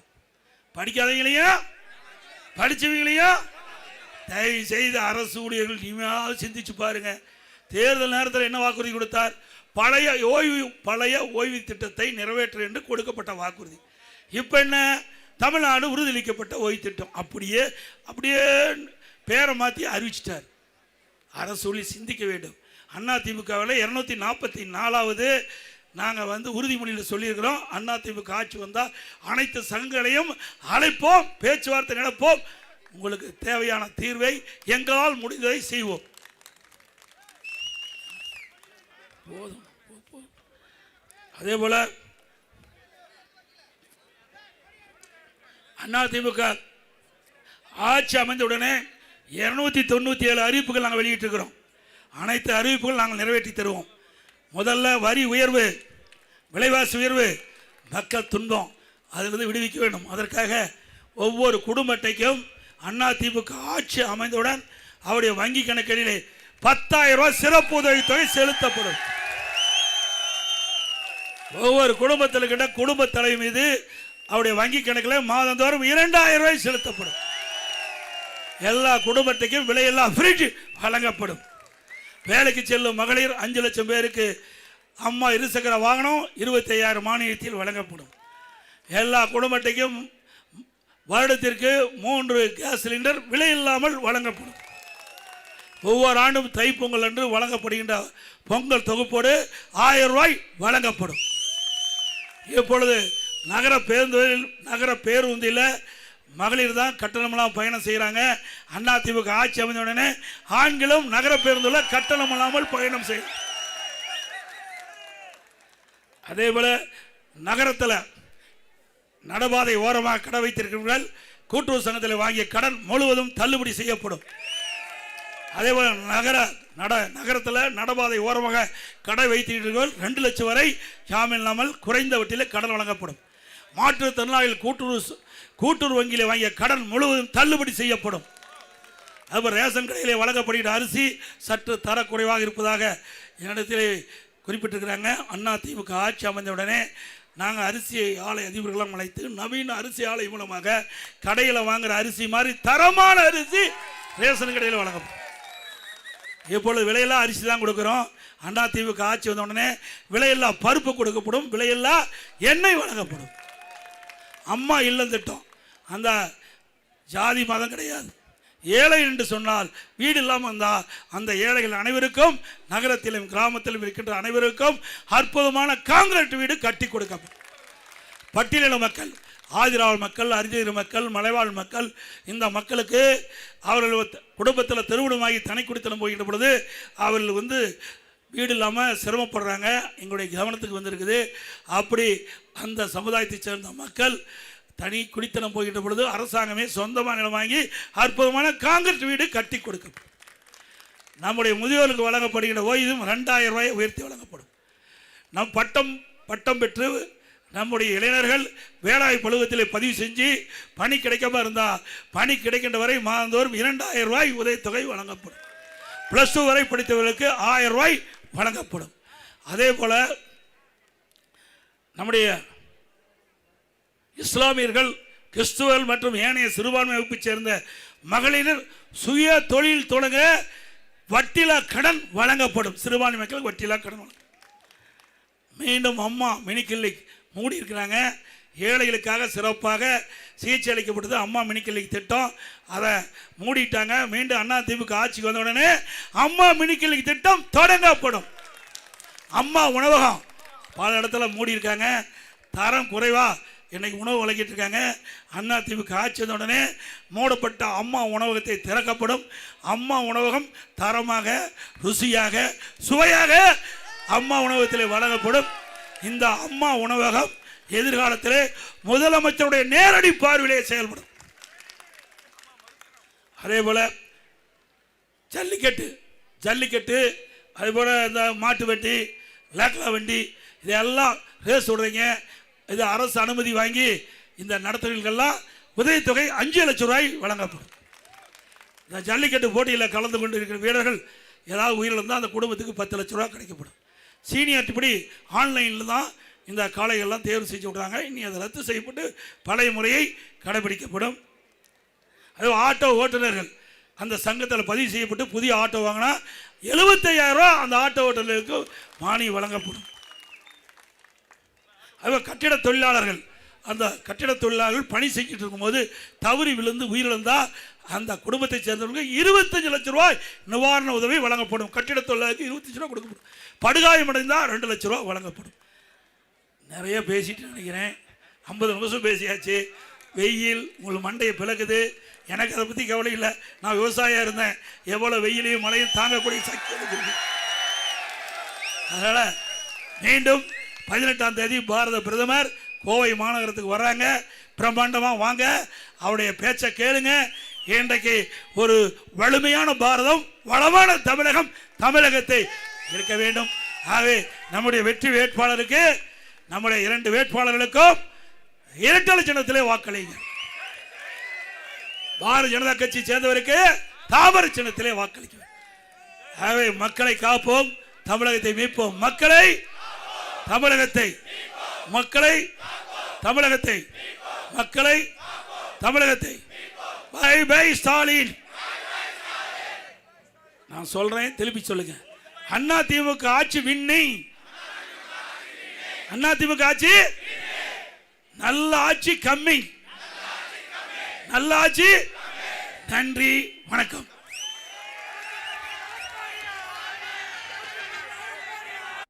தலைவர் எம்ஜிஆர், இதே புரட்சி தலைவி அம்மா இருவரும் தெய்வங்களை வணங்கி கோவை தெற்கு சட்டமன்ற தொகுதி, கோவை வடக்கு சட்டமன்ற தொகுதி, சிங்காநல்லூர் சட்டமன்ற தொகுதி வேட்பாளர் இங்கே நிற்கிறாங்க. சிறப்பான நிகழ்ச்சியில் தலைமை தாங்கி தலைமுறையாற்றிய மாவட்ட கழக செயலாளர், தலைமை நிலைய செயலாளர், இந்த மண்ணின் மைந்தர் அருமை சகோதரர் முன்னாள் அமைச்சர் SP வேலுமணி அவர்களே,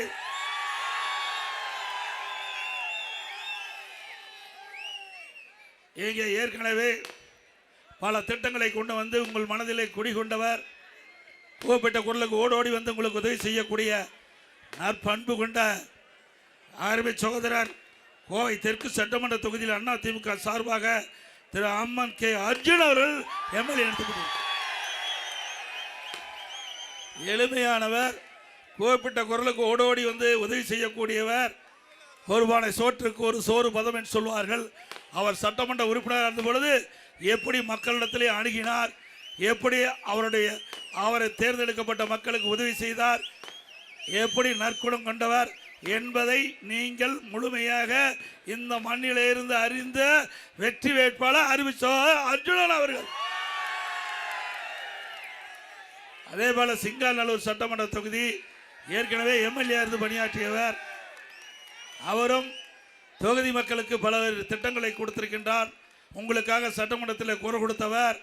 மீண்டும் உங்களுடைய குரல் சட்டமன்றத்தில் ஒலிக்க அவருக்கு ஒரு நல்ல வாய்ப்பை வழங்க, உங்களுடைய பகுதி மீண்டும் பல்வேறு வளர்ச்சி திட்டங்களை பெற அருமை சகோதரர் சிங்காநல்லூர் சட்டமன்ற தொகுதியில் இருக்கின்ற அருமை திரு KR ஜெயராமன் அவர்கள் எடுக்கப்பட்டிருக்கிறார். அதே போல வடக்கு சட்டமன்ற தொகுதியில் அவர் உடல்நிலை சரியில்லாமல் மருத்துவமனையில் இருந்தாலும் வடக்கு சட்டமன்ற தொகுதியில் இருக்கின்ற மக்களுடைய மீது மிகுந்த கவனம் செலுத்தி கொண்டிருக்கின்றார்.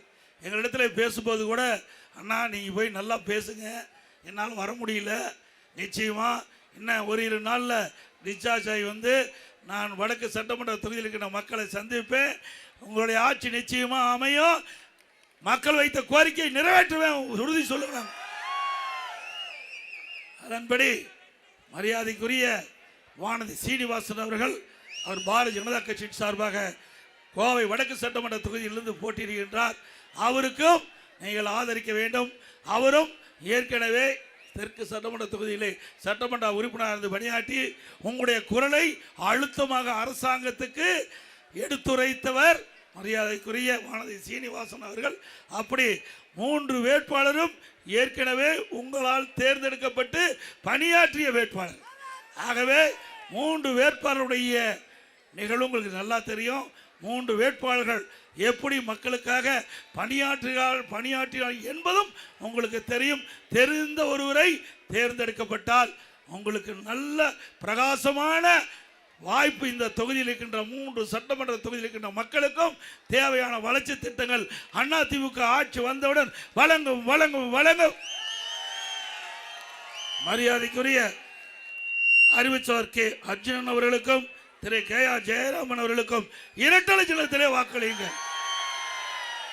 நம்முடைய சின்னம் புரட்சி தலைவர் எம்ஜிஆர் சின்னம், அம்மாவின் சின்னம், விவசாயியின் சின்னம், தொழிலாளியின் சின்னம், வியாபாரியின் சின்னம், மக்களின் சின்னம், ஏழையின் சின்னம், வெற்றி சின்னம். வாக்களிப்பீர் இரட்டலைக்கு. அதே போல நம்முடைய தேசிய ஜனநாயக கூட்டணியுடைய பாரதிய ஜனதா கட்சியின் சார்பாக வடக்கு சட்டமன்ற தேர்தலில் போட்டியிடுகின்ற திரு வானதி சீனிவாசன் அவர்களுக்கு தாமரை சின்னத்திலே வாக்களிக்க வேண்டும். என்ன சின்னம்? என்ன சின்னம்? தாமரை சின்னத்திலே வாக்களிக்க வேண்டும். அதிமுக வேட்பாளருக்கு இரட்டலை சின்னத்திலே வாக்களிக்க வேண்டும். பாரதிய ஜனதா கட்சி வேட்பாளருக்கு தாமரை சின்னத்திலே வாக்களிக்க வேண்டும். இந்த நிகழ்ச்சியிலே பங்கு பெற்றுகின்ற அனைத்து இந்திய அண்ணா திராவிட முன்னேற்ற கழகத்தைச் சேர்ந்த முன்னாள் சட்டமன்ற உறுப்பினர்கள், இந்நாள் சட்டமன்ற உறுப்பினர்கள், முன்னாள் எம்பி மற்றும் வந்திருக்கின்ற கழகத்திலே பல்வேறு பொறுப்புகளை வைக்கின்ற கழக நிர்வாகிகள், கழக உறுப்பினர்கள், பாஜக கட்சியை சேர்ந்த நிர்வாகிகள், பாட்டாளி மக்கள் கட்சியை சேர்ந்த நிர்வாகிகள், அம்மா மக்கள் முன்னேற்ற கழகத்தை சேர்ந்த நிர்வாகிகள், தமாக கட்சியை சேர்ந்த நிர்வாகிகள், ஐஜேகே கட்சியை சேர்ந்த நிர்வாகிகள், புதிய நீதி கட்சியை சேர்ந்த நிர்வாகிகள், தமிழக மக்கள் முன்னேற்ற கழகம், கொங்கு நாடு மக்கள் கட்சி, இந்து மக்கள் கட்சி, தென்னிந்திய பார்வையாளர், கொங்கு நாடு வேளாளர் கவுண்டர் பேரவை, மருது சேனை, தமிழ் மாநில பகுஜன் சபா கட்சி, இன்னும் பல கட்சிகள், நம்முடைய கூட்டணியில் அங்கு வைக்கின்ற அத்தனை கட்சியுடைய தலைவர்களுக்கும் தொண்டர்களுக்கும் வருகின்ற பெரியவர்கள், தாய்மார்கள், வாக்கா பெருமக்கள், பத்திரிகையாளர், ஊடகங்கள் அத்தனை பேருக்கும் முதற்கால் வணக்கம். இன்றைய தினம் பார்த்தீங்கன்னா தெற்கு தொகுதியில் நம்ம ஏற்கனவே அதிமுக ஆட்சி இருந்தது, உங்களுக்கு நல்லா தெரியும். 19, 20, 21 ஒரு கொடிய நோய், வைரஸ் நோயின்னு பார்த்தீங்களா? எவ்வளவு கஷ்டப்பட்டோம். அந்த வைரஸ் காற்றிலே பரவி அந்த வைரஸ் பாதிக்கப்பட்டவர்கள் உயிரிழக்கின்ற அளவிற்கு ஒரு கொடிய நோய். அந்த கொடிய நோயோட மிக கடுமையானது கரூர்ல காற்றுல வந்து கலந்து தெற்கு சட்டமன்ற தொகுதியில் பரவி இருக்குது. திருப்பி சொல்றேன், கொரோனா வைரஸ் தொற்று கூட மருந்து இருக்குது. இப்ப வந்த வைரஸுக்கு மருந்தே இல்லை. அது ஏதாவது பாதிக்கப்பட்டு விட்டா உங்களுக்கு உயிருக்கே ஆபத்து விடும், உங்களுடைய வாழ்க்கைக்கு உழ வச்சிருவாங்க. கரூரை முடிச்சு கட்டி கோவை மாநகரத்தில் தெற்கு சட்டமன்ற தொகுதியில் நுழைஞ்சிருக்கிறாங்க. அவர்களை விரட்டி அடிப்பீங்களா? சத்தமா சொல்லுங்க, விரட்டி அடிப்பீங்களா? சிந்திச்சு பாருங்க. ஒருவருக்கு ஆண்டவன் மூளை எதுக்கு கொடுத்திருப்பாங்க? நல்ல வளர்ச்சி திறந்து கொடுத்திருப்பாங்க. நல்லதை செய்ய வேணும் ஆண்டவன் மூளை கொடுத்திருப்பார். ஆனா ஒரு மனிதனுக்கு மூளை கொடுத்தது சிந்திக்கிறது பூரா தீய சக்தி தான். சிந்திக்கிறது பூரா தீய எண்ணம், தீய எண்ணம். நல்லா அப்படிப்பட்டவர் இந்த தொகுதியில் நிற்கிறாரு. அவரை தோல்வியடை செய்வீங்களா? நல்லா சத்தமா சொல்லுங்க. சத்தம் இல்லையே. அது மட்டும் இல்ல, இன்றைக்கு ஸ்டாலின் பேசினாரு, அவரை பத்தி புகழ்ந்து பேசுறாரு. யாரை பத்தின்னு தெரியும், நான் பேரை சொல்ல விரும்பல. பேரு சொன்ன அது தகுதி இல்லாத எல்லாம் பேரை சொல்றது தவறு என்று நினைக்கிறேன். அவர் யாரு? 10 ரூபாய்க்கு மதிப்பு கொடுத்தவர், 10 ரூபாய்க்கு அடையாளத்தை காட்டினவர், மதிப்பு கொடுத்தவர். அவர் சொல்றார், திரு ஸ்டாலின் அவர்கள் மேற்கு மண்டலத்தின் சிம்ம சொப்பனமாக இருந்தவர். அவர் பேர் கோடு போட்டா, கோடு போட சொன்னா ரோடே போடுவார். அதெல்லாம் நல்லா ரோடெல்லாம் போட மாட்டாரு, ரோடு போட்ட மாதிரி பணத்தை எடுப்பாரு. ரோடு போட மாட்டாரு, ரோடு போட மாதிரி. கரூர் சட்டமன்ற தொகுதியில் ரோடே போடாத பணத்தை எடுத்து நான் சட்டமன்றத்தில் பேசி அறிக்கை விட்டு அந்த ரோடு போடாத பணத்தை எடுத்தவர்கள் மீது வழக்கு பதிவு செஞ்சிருக்கிறோம். அவர் மீது அப்படிப்பட்டவர் ரோடே போட்டுருவாராம். நீ எங்க ரோடு போட்டா அந்த ரோட்லயும் கொள்ளையடிக்கிற கட்சி தானே திமுக கட்சி. இதே நல்லா சிந்திச்சு பாருங்க. இப்ப பேசின வாய் தான் அன்னைக்கு பேச்சு. கரூர்ல என்னென்னலாம் பேசுன திரு செந்தில் பாலாஜி, என்னென்னலாம் பேசுனீங்க. அருமை சகோதரர் என்கிட்ட சரியா சொல்ல விட்டுட்டாரு. திரு வேலுமணி அவர் இருந்தால் ஒரு எல்இடி போட்டு காட்டியிருப்பேன். என்னென்னலாம் செஞ்சானு படம் பிடிச்சு காட்டியிருப்பேன். இதே ஸ்டாலின், இதே வாயி, இதே தோரடியில கரூர்ல பேசுறாரு. யாரு பேசுறாரு? இன்றைக்கு இருக்கிற முதலமைச்சர் புகழ்ந்து யார புகழ்ந்து பேசுறாரோ அதே புகழ்ந்த பேசின வாயி நாக்கு அங்க கரூர்ல பேசுது. அவர் மிக மோசமானவர். அவர் வெவ்வேறு மாதிரி எல்லாம் பேசினார். அது வேண்டாம், அசிங்கமா எல்லாம் பேசினார். பிறகு அவர் தம்பி பத்தி சொன்னார். அவர் ஆழ்கடத்திலே சம்பந்தப்பட்டவர். யாரு? இங்க நிக்கிற வேட்பாளருடைய தம்பி ஆழ்கடத்தில் ஈடுபட்டவர். அவர் ஸ்பிரிட் கடத்தினவர். நாம சொல்லலைங்க. இன்றைய முதலமைச்சர் யார் புகழ்ந்து பேசுறாரோ அவர் சொன்ன வார்த்தை தான் நான் சொல்றேன். இதையெல்லாம் ஆதாரத்தோட நான் காட்டியிருப்பேன். தம்பி கொஞ்சம் சற்று எனக்கு ரோட் ஷோட்டாரு. இங்கே வந்த பிறகு தான் மீட்டிங் தெரிஞ்சுது. அதனால ஆதாரத்தோட என்னால் காட்ட முடியல. ஆதாரத்தோட நம்முடைய வேட்பாளர் உங்களுக்கு அந்த பேட் இருக்குது பார்த்தீங்களா தம்பி, பேடில் பதிவு பண்ணிக்க, வீடு வீடா காட்டு. இதே ஸ்டாலின் எப்படிலாம் பேசினாரு, இந்த வேட்பாளர் பத்தி எப்படி பேசினாரு, நாறு நாரா தோல் உரிச்சு காட்டணும். காட்டுவீங்களா? அப்படிப்பட்டவரை எப்படி புகழ்ந்து பேசுறாரு? இதுக்கு என்ன காரணம்? தப்பு. என்ன?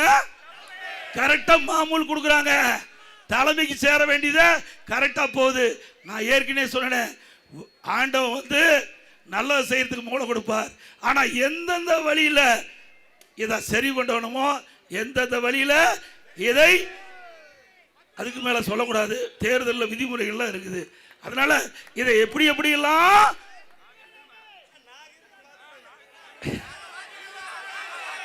அதை செஞ்சு போய் சேர வேண்டிய இடத்துல மொத்தமா கொடுத்துட்டு ஒரு பகுதியை எடுத்துக்கிட்டு வந்துதான் இங்க உள்ள இறங்கி இருக்காரு. நாங்க அண்ணா திமுக பொறுத்த வரைக்கும் உங்களை நம்பி இருக்கிறோம். அண்ணா திமுக மக்களை நம்பி இருக்குது.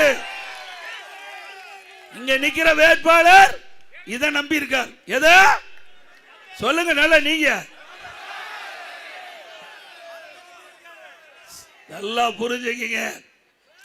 ₹1 செலவு பண்ணனா முதல் எடுக்கிற ஒரு வியாபாரி, அரசியல் வியாபாரி உஷாராயிரத்துக்கு என்ன உங்களுக்கு பார்த்தா இப்ப பெருசா தெரியும், கவர்ச்சிகரமா தெரியும்.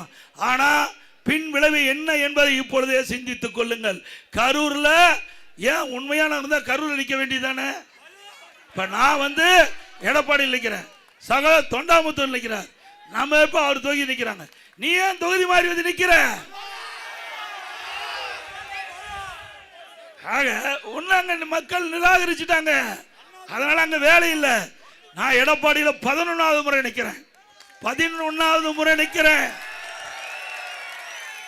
என்ன என்னுடைய மக்களுக்கு இன்னும் நான் போய் ஓட்டு கூட கேட்கல. நான் இன்னும் தொகுதிக்குள்ளேயே போகல. அப்படி தொகுதிக்குள்ளேயே போகாம கூட என்னுடைய மக்கள் என்னை நேசிக்கிறாங்க. குடும்பத்தில் ஒருவராக என்னை பார்க்கின்றார். மக்களோடு மக்களாக வாழ்ந்து கொண்டிருக்கின்றேன். அவருடைய எண்ணத்தை நான் செயல்படுத்தினேன். ஆனால் இங்க நிக்கிற வேட்பாளர் அப்படிப்பட்டவரா? அங்க சொரண்டி முடிச்சாச்சு, சட்டியை சொரண்டி கமுத்தி வச்சுட்டாரு. இங்க கோவை மாநகரம் செல்வம் கொளிக்கிற பகுதி, கோவை செல்வம் கொளிக்கிற பகுதி மாநகரம். இந்த பகுதியில் சொன்னாங்க ஏதோ முத்திரை வைக்கிறாங்க, எது தங்கத்துக்கு முத்திரை வைக்கிறாங்க.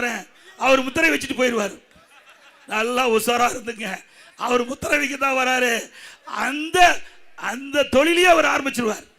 அந்த தொழிலையும் ஆரம்பிச்சிருவாரு. அந்த தொழில் அம்போடு போக வேண்டியதான். உஷாரா இருந்தா பொழைச்சக்கொள்ளலாம்.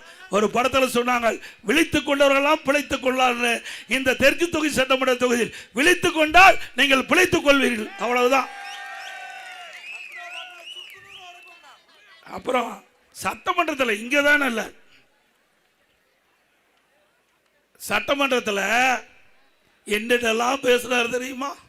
இதே செந்தில் பாலாஜி திரு கருணாநிதி பத்தி என்னென்னலாம் பேசினாரு, கடுமையா பேசினாரு. சட்டமன்றத்தில் பதிவு நீக்க முடியாது. அதே திரு ஸ்டாலின் பேசினாரு. அவர் டிரான்ஸ்போர்ட் மினிஸ்டர் இருக்கும்போது, இங்க நிக்கிற வேட்பாளர் டிரான்ஸ்போர்ட் மினிஸ்டர் அண்ணா திமுக இருக்கும்போது, இந்த டிக்கெட் அடிக்கிற மிஷின் இருக்கு பாத்தியா, அதுல ஊழல் பண்ணான்னு பேசினாரு.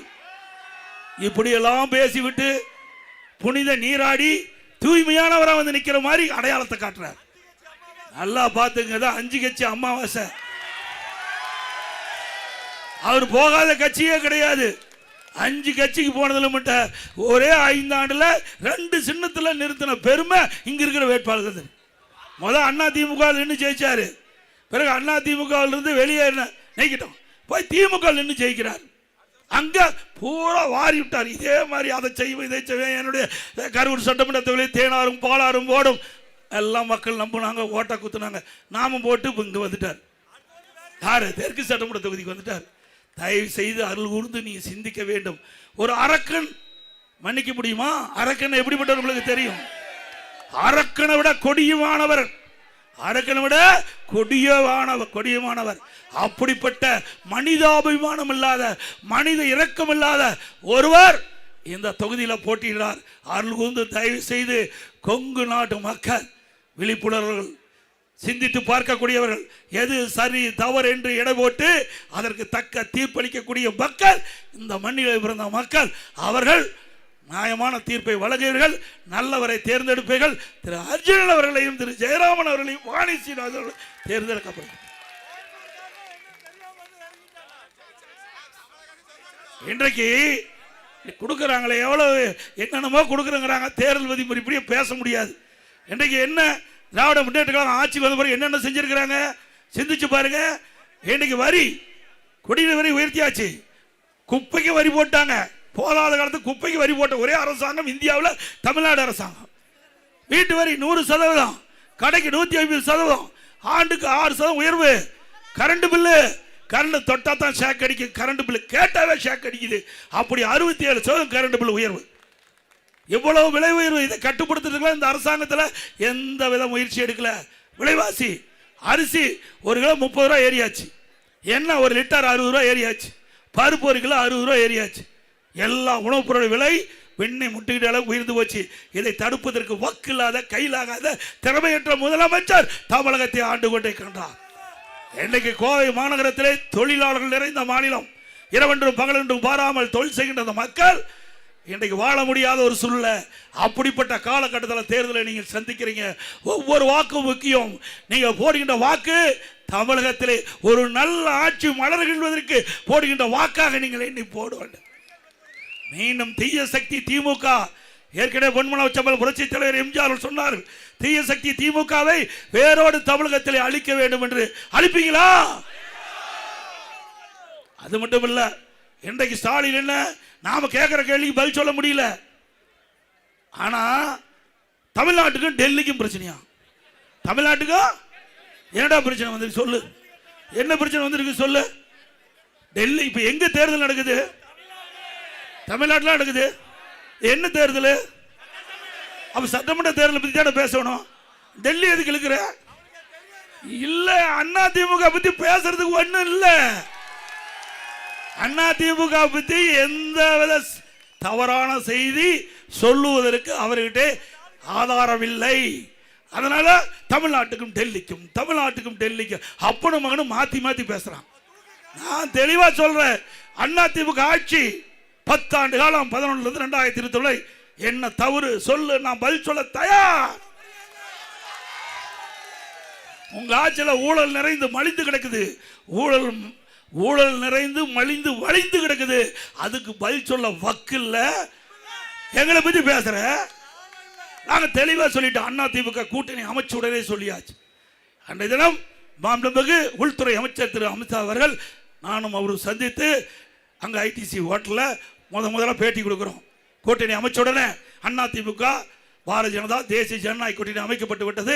அப்ப மரியாதைக்குரிய உள்துறை அமைச்சர் அவர்கள் பத்திரிகையில் இந்தியாவில் அத்தனை பத்திரிகையாளர் வந்தாங்க, ஊடக நபர்கள் வந்தாங்க, பேட்டி கொடுத்தார். அப்பா அதிமுக பாரதிய ஜனதா தேசிய ஜனநாயக கூட்டணி அமைக்கப்பட்டு விட்டது. இந்த கூட்டணிக்கு அதிமுக தலைமை தாங்க. எங்க கூட்டணி வெற்றி பெற்று வந்தா அதிமுக ஆட்சி அமைக்கும்.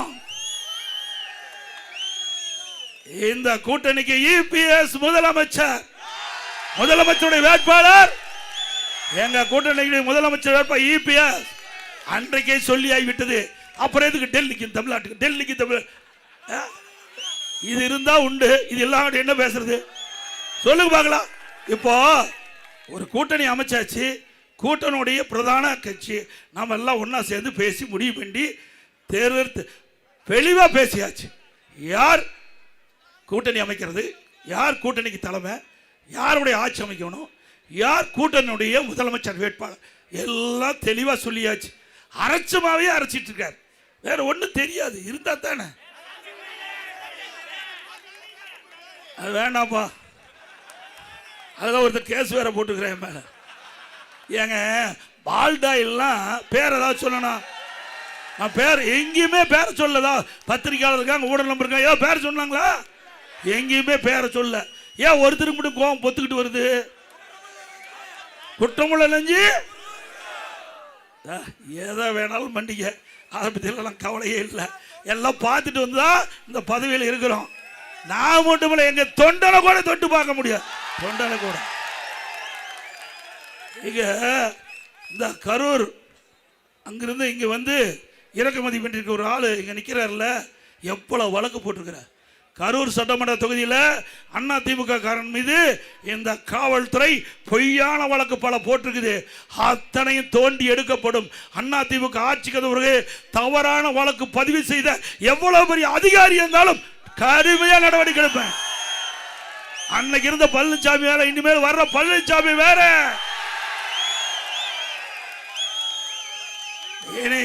ஆட்சிக்கு வந்த பிறகு பாரு எப்படி நடக்கணும் தமிழ்நாடு.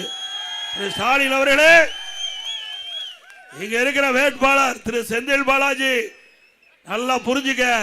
கரூர்ல எங்க ஆளு மீது பொய் வழக்கு போட்டுட்டு இருக்கிற இதே அதிகாரிகள் எப்படி எல்லாம் செயல்படுவான்னு பாருங்க. ஆட்சி மாறும்போது காட்சி மாறும். சக்கரம் சுத்திட்டே இருக்கான், கீழே இருக்க சக்கரம் மேலே வரும். அரசு அதிகாரிகள் நடுநிலையோடு நடந்துக்குங்க. இங்க கோவை மாநகரும் சரி, கோவை மாவட்டத்திலும் சரி, சரியான முறையிலே நடுநிலையோடு நடக்காது இருந்தா அவர்களுக்கு சட்ட ரீதியாக நடவடிக்கை எடுப்பேன், துணிச்சலா எடுப்பேன். சொன்னதை செய்வோம் பழனிசாமி, சொன்னதை செய்வேன். ஒரு காலகட்டத்தில் முதலாக என்னை முதலமைச்சராக தேர்ந்தெடுத்தீங்க. நான் வந்து கடுமையான சோதனையான நேரத்தில் பதவி ஏற்றேன். பதவி ஏற்கின்ற கடுமையான வறட்சி, குடிப்பதற்கு கூட தண்ணி கிடையாது, சரி செஞ்சேன். பிறகு பெரிய வெள்ளம், புயல், டெல்டா மாவட்டம் சரி செஞ்சோம். பிறகு கொரோனா, ஒரு சோதனையான நேரமாக இருக்கிறதுனால மக்களை பாதுகாக்க வேண்டிய பணியை நான் ஈடுபட்டேன். அதை இலக்காரமாக வச்சுக்கிட்டு நீங்கள் ஏதேதோ தவறு செய்கிறீங்க. இந்த அரசாங்கத்தில் அதிகாரிகள் செய்த அருள் கூர்ந்து சட்டத்தின் மீறி நீங்கள் நடக்க எடுக்க வேண்டும். நீங்கள் அரசாங்கத்துக்கு விசுவாசமாக இருக்குன்னு நினச்சிக்கிட்டு தவறான செயல் ஈடுபட்டால் உங்களை யாராலையும் காப்பாற்ற முடியாது. நிச்சயமா சொல்றேன், உறுதிபட சொல்றேன். இந்த தெற்கு சட்டமன்ற தொகுதியில் சொல்றேன், யாராலையும் காப்பாற்ற முடியாது. தவறு செய்தவர்கள் எவரால் விட்டு வைக்க மாட்டேன், எவ்வளவு பெரிய பதவி இருந்தாலும் விட்டு வைக்க மாட்டேன். அதனால என்ன நடந்தாலும் பரவாயில்ல, அதை பத்தி எனக்கு கவலை இல்லை. தவறு செய்யக்கூடாது, நியாயமான முறையில் நடங்கள், நடுநிலையோடு நடங்கள். மக்களுக்கு நீங்க பிரதிநிதியா இருக்க வேண்டும். மக்களுடைய வரிப்பணத்தில் நீங்க சம்பளம் வாங்குறீங்க. திமுக கட்சியிலிருந்து சம்பளம் வாங்கல, மக்களுடைய பங்கு, மக்களுடைய வரிப்பணத்திலிருந்து சம்பளத்தை வாங்கி கொண்டிருக்கிறீர்கள். அந்த சம்பளத்தை வாங்குகின்ற அதிகாரிகள் சரியான முறையில் மக்களுக்கு உதவி செய்ய வேண்டும், நடுநிலையோடு நடக்க வேண்டும். இது ஒரு இந்திய நாடு, மிகப்பெரிய ஜனநாயக நாடு. இந்த ஜனநாயக நாட்டில் ஜனநாயக முறைப்படி நடந்துக்குங்க. ஒரு கட்சிக்கு ஆதரவாக செயல்பட்டீங்களா உங்களுடைய எதிர்காலம் கேள்விக்குறியாகிவிடும். அதைத்தான் எச்சரிக்கையாக சொல்லிட்டு போறேன். இதுவரைக்கும் நான் எந்த இடத்துலையும் இப்படி பேசல, இந்த இடத்துல தான் நான் பேசியிருக்கிறேன். இங்க இருக்கிற வேட்பாளர் வந்திருக்கிறார். தெற்கு சட்டமன்ற தொகுதியில் திமுக சார்பால் போட்டிடுறார்ல, வீராதி வீரன் சூராதி சூரன் பேசுறாருல. ஆட்சி மாறினா ஆளே காணாம எங்க ஓடி ஒளிச்சுக்கு வர தெரியாது. ஆட்சி மாறினா அவ்வளவு வழக்கு இருக்குது, அவ்வளவு வழக்குகள் நீதிமன்றத்திலே நடந்துட்டு இருக்குது. அவ்வளவு வழக்கு நடைபெற்றுக் கொண்டிருக்கிற பொழுது அவருடைய பேச்சு இந்த அதிகாரி கேட்டா அவரை காப்பாத்துறதுக்கே முடியாது. உங்களை எங்க போய் காப்பாத்துவாங்க? சிந்திச்சு பாருங்க. தயவு செய்து அருள் கூர்ந்து சிந்திக்க வேண்டும். அதே போல மக்களும் சிந்திக்க வேண்டும். நீங்க சாதாரணமா நினைச்சிடாதீங்க. நீங்க எவ்வளவு ஆசை காட்டுவாங்க, கவர்ச்சிகரமா பேசுவாங்க. தேர்தல் விதிமுறை இப்படி நான் எதுவும் பேசக்கூடாது, நீங்க உங்களுக்கெல்லாம் என்னென்ன செய்வாங்க எனக்கு தெரியும். அதை நம்பி ஏமாந்துடாதீங்க, தயவு செய்து ஏமாந்துடாதீங்க. இருக்கிற கூப்பி வேண்டி கேட்டுக்கிறேன். அற்புதமான வேட்பாளர் தெற்கு தொகுதி என்னுடைய அருமை நண்பர் அர்ஜுனன் அவர்கள் உங்களுக்காக பாடுபடக்கூடியவர். நான் முதலமைச்சர் இருந்த காலத்தில் மக்களுடைய பிரச்சனைக்கு தான் கொண்டாந்து கடிதம் கொடுத்திருக்கார். அவருடைய சொந்த பிரச்சனைக்கு ஒரு கடிதம் கூட கொடுக்கல. இதை விட நல்ல வேட்பாளர் எங்க தேடி கண்டுபிடிச்சு. ஒவ்வொரு ஓட்டும் இந்த தெற்கு சட்டமன்ற தொகுதிக்கின்ற ஒவ்வொரு வாக்காளரும் அருமை சகோதரர் திரு அர்ஜுனன் அவர்களுக்கு வாக்களிக்க வேண்டும். அறிவ ஜெயராமன் சிங்காநல்லூர் சட்டமன்ற தொகுதியில் போட்டியிடார், அவருக்கு வாக்களிக்க வேண்டும். வடக்கு கோவை வடக்கு சட்டமன்ற தொகுதி சகோதரி திரும வானதி சீனிவாசன் அப்படியே இடி மாதிரி, இடி எப்படி இடிக்குமோ அது மாதிரி சட்டமன்றத்தில் அற்புதமான கருத்தை மக்களுடைய பிரச்சனை எடுத்து வைக்கும். அவருக்கு வாக்களிக்க வேண்டும் என்று அன்போடு இந்த நேரத்தில் கேட்டுக்கிறேன். அது மட்டும் இல்லை, இங்கெல்லாம் அவருக்கு எப்பவுமே இங்கே வந்து இங்கே நிற்கிற திமுக விற்கிற வேட்பாளர் டெண்டு கொட்டாய் போடுவார்.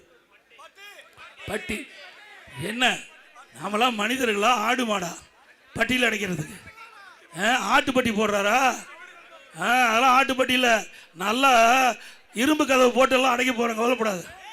நீ பட்டியிலேயே அதை மக்கள் அடைக்கிற காத்துக்கிட்டு எப்படியெல்லாம் மக்களை வஞ்சிக்காதே, ஏழைகளை வஞ்சிக்காதே, வறுமையை பயன்படுத்தி மக்களை ஏமாற்றி கவர்ச்சிகரமாக பேசி தயவு செய்து தவறான வழியை பின்பற்றினா அது பின்பு உங்களுக்கு பின்விளைவை ஏற்படுத்தும் என்பதை இந்த வேட்பாளருக்கு நம்ம ஏற்று நிற்கின்ற வேட்பாளருக்கு எச்சரிக்கின்றேன்.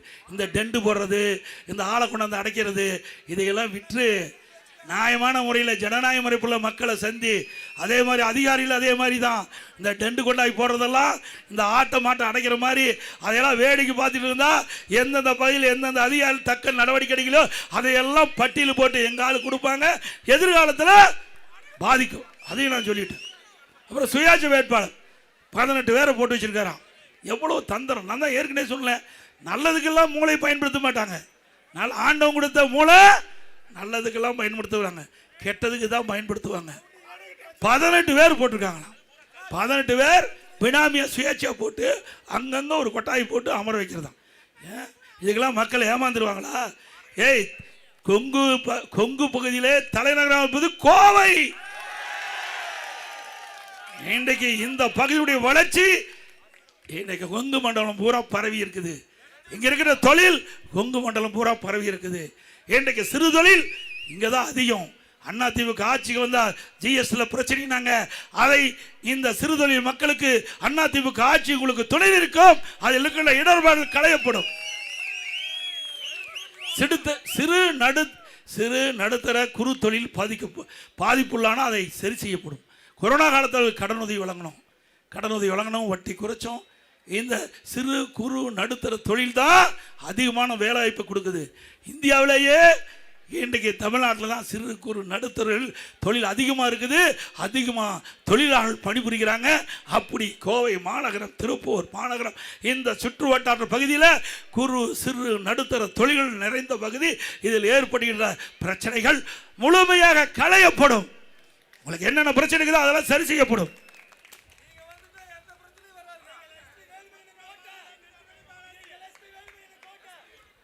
என்ன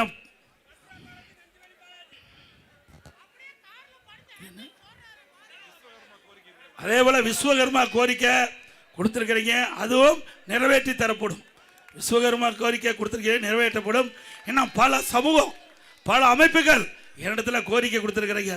அந்த அமைப்புகள் எல்லாம் உங்களை எல்லாம் அதிமுக ஆட்சி அமைந்தவுடனே அழைக்கப்படும், உங்கள்கிட்ட பேச்சுவார்த்தை நடக்கப்படும். உங்களுக்கு என்ன தேவை என்பதை அதிமுக அரசு பூர்த்தி செய்யும், நிறைவேற்றி தரும்.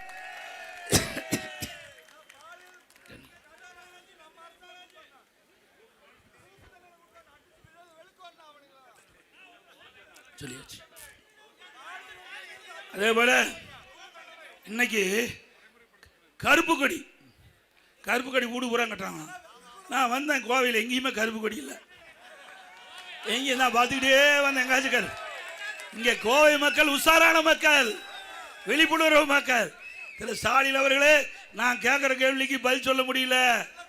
நடைபெறுகின்ற சட்டமன்ற தேர்தலில் தோல்வி பயம் வந்துட்டுது, தோல்வி ஜுரம் வந்துட்டுது.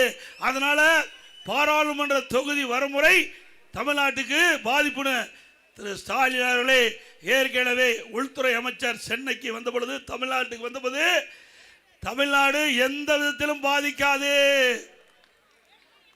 பாராளுமன்ற தொகுதி வரமுறை தமிழகத்தில் எந்த விதத்திலும் பாதிக்காது தெளிவா சொல்லிட்டாங்க. இப்ப எதுக்கு கருப்புடி போராட்டம் தெரியுங்களா? நல்லா புரிஞ்சுங்க. சாதாரண ஆள் இல்லை இருக்கிற முதலமைச்சர். இவருக்கு தெரியும் எப்படி இந்த பாராளுமன்ற வரமுறை செயல்படுத்தப்படும், முன்கூட்டியே தெரியும். ஏன்னா அங்கங்க கருப்பு கொடி காட்டினா இப்போ இவர் நினைக்கிற மாதிரி அறிவிச்சுட்டா, பாத்தியா நான் போராட்டம் பண்ணேன், மத்திய அரசு பணிஞ்சு போச்சு என்ன சொல்லுவாரு? இவர் கருப்பு கொடி ஊர் பூரா கட்டின பிறகு இவர் நினைக்கிறதுக்கு மேல நல்லது செய்ய போறாங்க. யாரு? திரு ஸ்டாலின் நினைப்பதற்கு மேலாக, அவருடைய கட்சி கூட்டணி தலைவர் நினைப்பதற்கு மேலாக அற்புதமாக இந்த பாராளுமன்ற தொகுதி வரமுறை செயல்படுத்துவாங்க.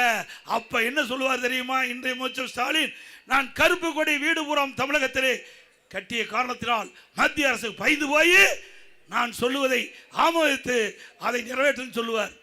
பாருங்க, நாளைக்கு பத்திரிகையில் அப்படித்தான் வரும். நாளைக்கு டபுள் கே மாறுறாரு. அவரெல்லாம் தெளிவா இருக்கிறாங்க. மத்தியில் இருக்கிற ஆட்சியாளர் தெளிவா இருக்கு. நம்முடைய மாநிலம் மட்டும் இல்ல, இந்தியாவில் இருக்கின்ற அனைத்து மாநிலங்களும் பாதிக்காத அளவுக்கு பாராளுமன்ற தொகுதி வரமுறை செயல்படுத்தப்படும் என்று உறுதி கொடுத்துட்டாங்க. உறுதிப்படி செயல்படுவாங்க. மக்கள் மகிழ்ச்சியோடு இருப்பாங்க. ஆனா ஒரு ஆளுக்கு மட்டும் மகிழ்ச்சி இருக்காது. யாரு? ஸ்டாலினுக்கு. அவர் கண்ட கனவு பலிக்கலையே. அவர் கண்ட கனவு, அதுக்கு தான் இந்த கருப்பு கொடி போராட்டம். இந்த கருப்பு கொடி போராட்டத்தை கட்டி, இந்த கருப்பு கொடியெல்லாம் வீடு வீடா கட்ட சொல்லி யாருமே கட்டல. அது வேற விஷயம். அவங்களுக்கு எல்லாம் மக்களுக்கு தெரியும். ஸ்டாலின் கூட மக்களுக்கு நன்கா தெரியும். அதனால ஸ்டாலின் அவர் இப்படி கோரிக்கைலாம் நான் வச்சேன், இந்த கோரிக்கை நிறைவேற்றலைன்னா தமிழ்நாடு பதறும். தமிழ்நாடு பழைய முறை சந்திக்கினாரு. எங்க போய் சந்திக்கும்? திமுக ஆட்சி இருக்க வரைக்கும், அப்பா முதலமைச்சர் வரைக்கும் மதுரை மண்ணில் காலை வைக்கல. அண்ணா திமுக ஆட்சி வருது, மதுரைக்கே வந்தாரு. இவருடைய வீராதி வீரெல்லாம் நம்ம பார்த்துட்டோம். ஆனா ஒன்று மட்டும் தெளிவாக சொல்றது, திரு ஸ்டாலின் அவர்களே, திரு ஸ்டாலின் தலைமையில் இருக்கின்ற கூட்டணி கட்சி தலைவர்களே, நீங்க சொல்வதெல்லாம் தவறாக இருக்கும். ஆனால் மத்திய அரசு ஏற்கனவே உறுதிமொழி கொடுக்கப்பட்டு விட்டது. இன்றைக்கு தமிழகம் மட்டுமல்ல, இந்தியாவில் இருக்கிற அனைத்து மாநிலங்களும் எந்த விதத்திலும் பாதிக்காத அளவுக்கு பாராளுமன்ற தொகுதி வரமுறை சிறப்பாக செயல்படும். மக்கள் மகிழ்ச்சி தரபடி செயல்படுத்தப்படும். அப்புறம் பெண்களுக்கு 33% இடஒதுக்கீடு பண்றாங்க. அதுதான் பிரச்சனை. பெண்களுக்கு 33% ஏற்கனவே நாடாளுமன்றத்தில் ஒருமனதாக நிறைவேற்றப்பட்டு விட்டது. அதை நடைமுறைப்படுத்துறாங்க. அதை நடைமுறைப்படுத்துறதுக்கு தடுக்கிறதுக்கு தன வேலை பண்றார் ஸ்டாலின். ஆக இன்றைக்கு பெண்கள் மத்தியில் நல்ல பேர் வந்துடும் மத்திய அரசாங்கத்துக்கு. அதற்காக இப்படிப்பட்ட கருப்பு கொடி வீடுதோறும் ஏற்ற வேண்டும் என்ற ஒரு தவறான செய்தி சொல்லுங்க. அது யாரும் நம்ப வேண்டாம். இன்னொரு பெரிய மனுஷன் சொல்லியிருக்கார், சிதம்பரம். எடப்பாடி பழனிசாமி சொல்லி அதிர்ச்சி அடிக்குதுன்னு. எப்ப நடந்ததுதானே சொல்ல முடியும்? மத்தியில் யார் ஆட்சி இருக்கிறா? பாரதிய ஜனதா தானே ஆட்சி இருக்குது.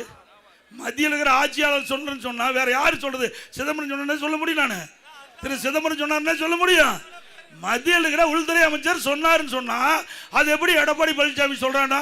நீ 15 வருஷம், எத்தனை வருஷம் மத்தியில் மந்திரியா இருந்த, எத்தனை வருஷம் இந்த தமிழ் மண்ணில் பிறந்து உள்துறை மந்திரியா இருந்தீங்க, அப்புறம் ஃபைனான்ஸ் மினிஸ்டரா இருந்தீங்க. என்ன கொண்டாந்தீங்க தமிழ்நாட்டு? கொண்டாந்தாரா? இவர் பேசுறது தகுதி இருக்குதா? தகுதி இருக்குதா? தமிழ்நாட்டு மண்ணில் பிறந்து பல ஆண்டுகளாக தமிழ்நாட்டு மக்களுடைய ஓட்டுகளை வாங்கி மத்தியிலே ஆட்சி அதிகாரத்திலே அமர்க்கின்ற பொழுது தமிழ்நாட்டுக்கு எந்த நிதியும் கொடுக்கல, திட்டத்தையும் கொடுக்கல. நீங்க பேசுறதுக்கு என்ன யோக்கியம் இருக்குது? சிதம்பரம் அவர்களே, எங்களை பத்தி பேசுறதுக்கு உங்களுக்கு எந்த தகுதியும் இல்ல. இப்படி மக்களை பற்றி கவலைப்படல, தமிழ்நாட்டை பத்தி கவலைப்படல, இருக்கின்ற பதவியை சுகமா அனுபவிக்கணும். ஓட்டு போட்ட மக்களை பத்தி திரு சிதம்பரமும் கவலைப்பட மாட்டாரு, இன்றைக்கு இருக்க முதலமைச்சரும் கவலைப்பட மாட்டார். இன்னொன்னையும் சொல்றேன், இன்றைக்கு திமுகவில் கூட்டணியில் 39 பேர் வெற்றி பெற்று போயிருக்காங்க. எவ்வளவு பேர்? திமுக கூட்டணி கட்சி சேர்ந்த 39 பேர். இவர்கள் போய் எத்தனை வருஷம் ஆச்சு?